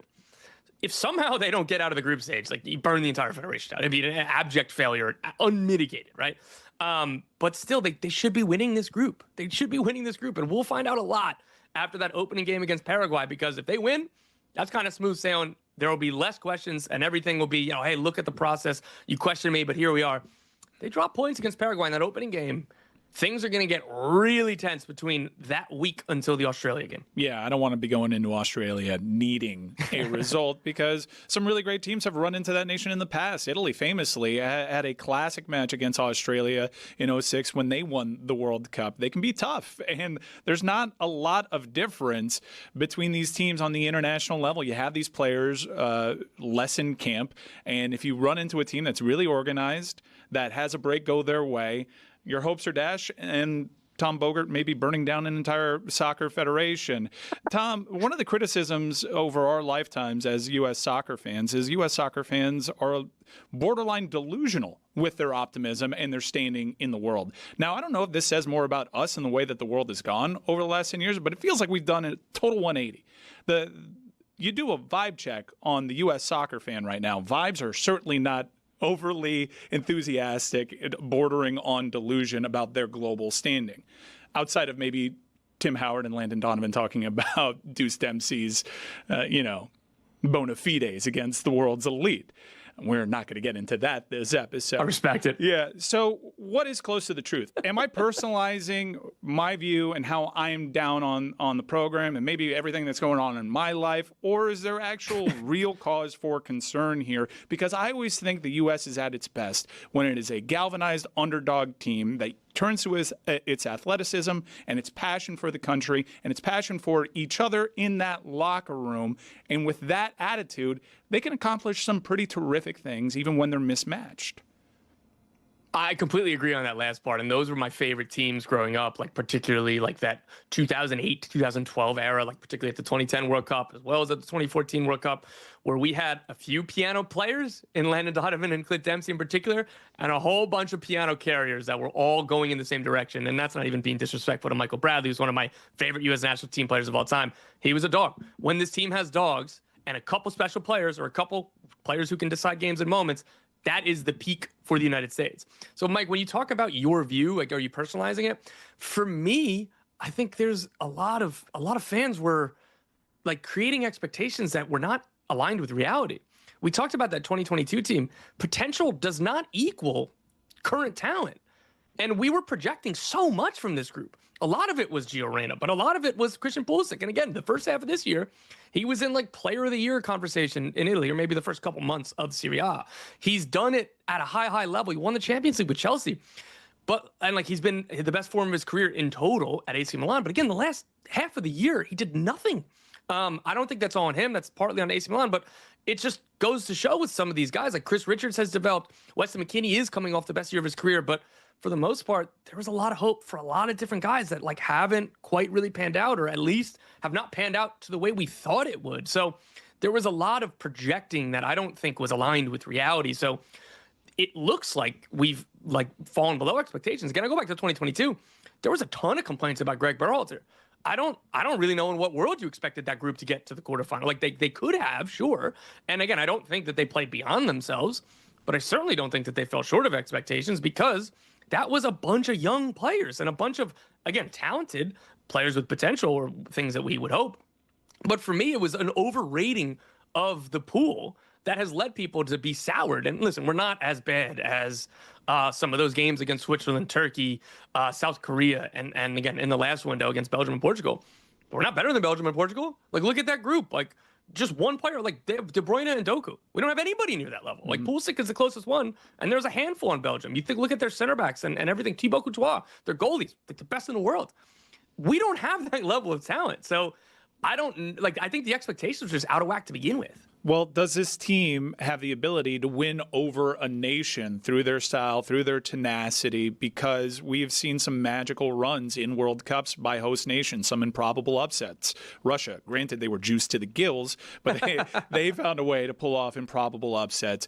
Germany, when no one expected them to make the deep run that they did because they were just starting a whole new generation, made it just short of a World Cup final. So can this team come together, use what is a pretty massive advantage in these World Cup competitions, being a host nation? Can that emotion be enough to carry a team that has a talent disparity from some of the global elites? No doubt. But when Pulisic is in form, he is a dog. he can be great. He has shown at the very top levels in Europe for prolonged stretches when he is fit that he can be arguably the best player on the pitch consistently. The match against Senegal was very promising. He had a pull assist, he had his goal, and it looks like Pochettino is going to get him in the best possible spot, which is have him in space and let him eat. So what do you expect from Christian Pulisic? So that is the key. And I do genuinely believe that if the circumstances are right and Pulisic is good, like is on, he can be the best player on a team that gets to the quarterfinals. And when you're there, things are so small. You think of even in 2014 when the United States played Belgium, like Tim Howard had a superhero performance, and Julian Green scored a knockout round goal in stoppage time or in extra time. Sorry, and Chris Wondolowski had a chance to equalize it. And then you go to penalties with a goalkeeper who made more saves than anybody ever at a game at a World Cup. And Chill just went down my spine when you said Wando. So that's the thing. Like I felt that way about Landon Donovan and Clint Dempsey. That's how I feel about Pulisic and Balogun in particular. But there's others like really, really good players in this team. It's more about the structure of the team, and I hope that Pochettino keeps it the same. But there's no guarantee because they change all the time. Like I said, they figured out the system that worked really well for them, that kind of covered some deficiencies and played to the strengths. It's when you're in possession, you play with 3 center backs, and then 5 that are in the attacking channels, and they're in different areas, but you basically like possess out of 3 in the back, 2 in the midfield, and then 5 covering all of the channels in the attack. And that lets Pulisic play in that little half channel, not quite on the wing, but not quite through the center. And same thing, you let Serginho Dest get forward, you let Anthony Robinson on the other side get forward, but you defend out of a 4-4-2. And you need the right players to do that, which is the person who's playing that right side of center back has to be able to defend in space. That all made sense. It was perfect. And then in March, they changed that when they played better teams. So, Mike, I think that can actually absolutely work. And if they play to the peak of that power, they'll win this group. But there's so many ifs and there's so many question marks. And of course, like the small sample size of a World Cup, things go weird. Arda Güler gets a free kick in the 7th minute and puts it in the top corner. That changes everything, right? Yeah. It's a long-winded way of saying, like, they can absolutely, but there's just so many ifs. And while I think it's there, we haven't seen it enough for me to confidently be like, absolutely yes. Yeah, there's a chance that Pochettino decides, no, we're just going to pack it in and be super defensive. It's really hard to project. But right now, best I can tell, these backs are getting involved in the attack way more than I'm used to seeing historically from the U.S. national team. And that's going to require a lot from these central defenders and tracking back. And the team captain is 38 years old. I don't know how much he plays. I do have some thoughts on Tim Ream actually being named captain. But typically, when that is the case, when you have these backs getting as involved in the attack, and Dest just scored, so he's certainly getting frisky near the box, you need a goalkeeper to kind of be that Tim Howard type of guy that can save you a game. And historically, the U.S. has always had a very solid goalkeeper. This is the most unstable, uncertain goalkeeper situation that the U.S. has had in my lifetime. Why is that? We could always put out good goalkeepers that you can depend on. And we'd have a backup who would start for a lot of other countries. And it's funny how that kind of works out. Like, that's always been a point of strength. I don't necessarily think it's like a weakness or anything. It's just definitely not a strength at this moment. So Matt Turner was the starter in 2022. He is statistically one of the best shot stoppers in Major League Soccer history. He went from walking on at FDU in college to being like a 4th-round draft pick in MLS. And by the way, there are more teams that don't make a selection at that point of the MLS Super Draft than teams that do. Like, the most common pick at that time is pass. Matt Turner was selected. Then he wasn't signed at first. He goes to training camp. So this is just a remarkable story. And then he's lost his starting spot over the last 4 years because he went to Arsenal. They broke his brain. They tried to make him play out of the back more. And same thing that happened with Zach Steffen when he went to Manchester City. All of a sudden, he went from an elite shot stopper to just okay, and probably a little bit less than that in Premier League. He's back in MLS now, and he's back to that like incredible shot stopping form, which with the United States now, yes, in modern soccer, all the goalkeepers have to play out of the back. But like, it's not like Arsenal. It's not like Manchester City or Spain or England or whatever, right? Like, I call me old-fashioned. What I care most about is my goalkeeper that's a shot stopper. So if he ends up playing and he started this last friendly, I'd be fine with that.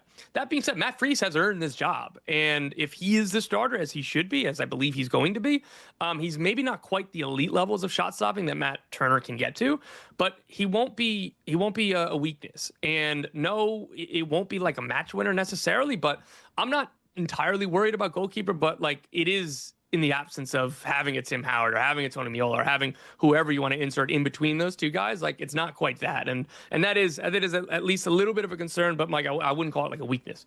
All right. So historically, your captain plays all the time and is in the starting 11. I'm not so sure that's what's actually going to happen here with the U.S. and Tim Ream. Tim Ream probably, it's up for debate, but I can see what he brings to the table. And with the roster at the number that it is, you can certainly argue on merit why Tim Ream should be a part of this team, especially for a team that has been hit with valid accusations that they are immature. Is that why Tim Ream is the captain? Because in other examples of guys like Pulisic wearing the armband, or a guy that was vice captain and wore the captain's armband when Ream was not on the pitch, and Weston McKennie, a guy that has broken, curfew violations in the past and hasn't been the most mature. Is this a decision by Pochettino that is actually more about keeping that pressure from guys that might have, you could argue, have failed as captains before from a leadership standpoint and letting them be free of that responsibility? I think it's kind of the case with Pulisic there. And McKinney, I think he's a leader in this group. But for me, Tyler Adams would be my captain. He was the captain at the 2022 World Cup when he was 23 years old, and he was one of the youngest captains ever, really. And he's been like a veteran leader since he was 16. When he broke through with the Red Bulls, I've never seen a kid so mature and such a natural born leader. And he's everything that I'd want in a captain, right? And he just hasn't worn the armband under Pochettino. I don't particularly know why, but Pochettino's gravitated towards Tim Ream. I think he's worn the captain's armband in 17 of Pochettino's 24 games. Pulisic did it a handful of times. The last major tournament the U.S. played in was the Copa America that ultimately led to Greg Berhalter being sacked. Pulisic was the captain that tournament. Tyler Adams was available. So it's just been a bit of an odd, rotating cast of captains for a group that's at the top end, really ensconced in these are our guys. And that's not abnormal for the United States. You think of it, but the best players are all entering their prime now, or in their prime. Tyler Adams, when he captained in 22, I was like, okay, he's just going to be the captain for a dozen years or however long that he plays for the national team. And he hasn't worn the armband since Qatar. So for me, I'd be following Tyler Adams, and I think he'll still be a natural-born leader. He even said that before Ream was named. He goes whether I have an armband or not, we just view that as somebody who could talk to the ref. I'm going to lead like I'm going to lead. Tim's going to lead like Tim is going to. Christian Weston, Chris Richards, all these guys. So Mauricio Pochettino took a moment of levity when he was surprising Tim Ream at a press conference, which naming him as captain. And as Ream's kind of overcome with emotion because he thought his international career was going to be over after the 22 World Cup. He was 34 years old. And he was kind of he was more or less going camp by camp, well, might as well keep going if I have a chance.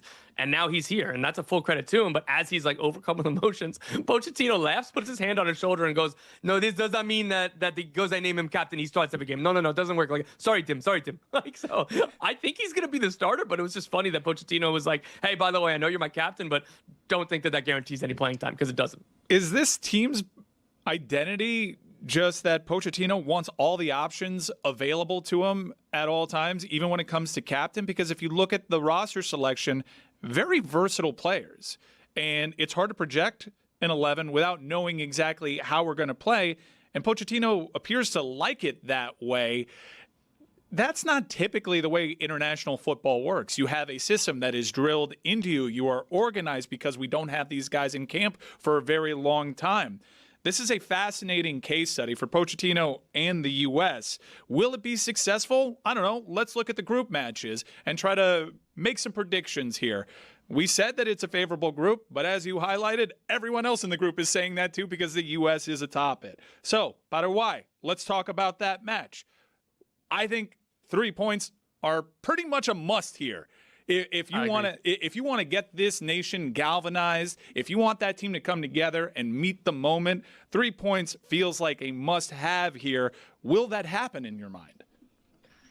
I think it will, but this Paraguay team, though the United States beat them in the fall, they're going to be a difficult opponent. They are. There will be similarities when I talk about Paraguay and Australia, insofar that neither one of these teams want to possess the ball. They want to defend really well, defend really hard. Paraguay is much more dangerous in transition than Australia is. So Australia is more about defend and bunker and try to control the game, make it really difficult, hit you, be really difficult to play against, and set piece or other opportunities. Paraguay has more players that can really hurt you in transition. Julio Kiso, Diego Gomez, Miguel Almiron are just a few that when they're in the open space, they can be really, really difficult to play against. They can defend really well, really hard, and they made it a bit of a nightmare to the point where tensions were boiling in that last game against Paraguay in the fall, and there was a bit of a fight at the end of the game, like right by the bench. Like there was, I think Miles Robinson was put in a headlock, or Alex Freeman was in. Mauricio Pochettino was trying to break it up and fell to the floor. And I was talking to Miles Robinson about this a couple weeks ago, and he was just like, yeah, man, like that was kind of a galvanizing spark for us. Like, we're a bunch of dogs. You got to let us out of the cage. So that's the kind of game that we're going to get against Paraguay. And I don't think that they're going to be too small for the moment or play like within themselves or play scared because they're going to get kicked and run. If they play like they did against Senegal, like they're going to win that game, and because they created a lot of chances and they've got the players to finish the chances. But this team has just been so Jekyll and Hyde that I'm assuming they're going to win, but Paraguay absolutely can put them to the sword, and like if we get the bad version of the USMNT, like they're not going to win. And again, even a draw, like but a loss would be pretty disastrous. But even a draw is like things are going to get really, really tense. Like Mike, at 2022, I almost forgot that like they drew the first game against Wales, and they ended up going into the final game of the group stage needing a win against Iran, and this was after getting a draw against England. Like I forgot how tense the middle part of that group stage was, and they don't want to have that again this year. Yeah, every U.S. soccer opener seems to be like a culture war between me and the system over these last couple of managers, where I'm just kind of married to what's always worked with the United States: counterattacking, lean into your athletic advantages. Here, the team that would do that and exploit an attacking team with a counterattack is Paraguay, and we are uniquely susceptible to that, more so than I think we've ever been. Styles make fights. I want to believe. I'm ready to get hurt again. I will readily admit and be happy to admit that I am wrong about my perspective. The game has changed. But if they lose, we are burning things to the ground. If they lose, the odds got to say they're not getting out of this group at that point.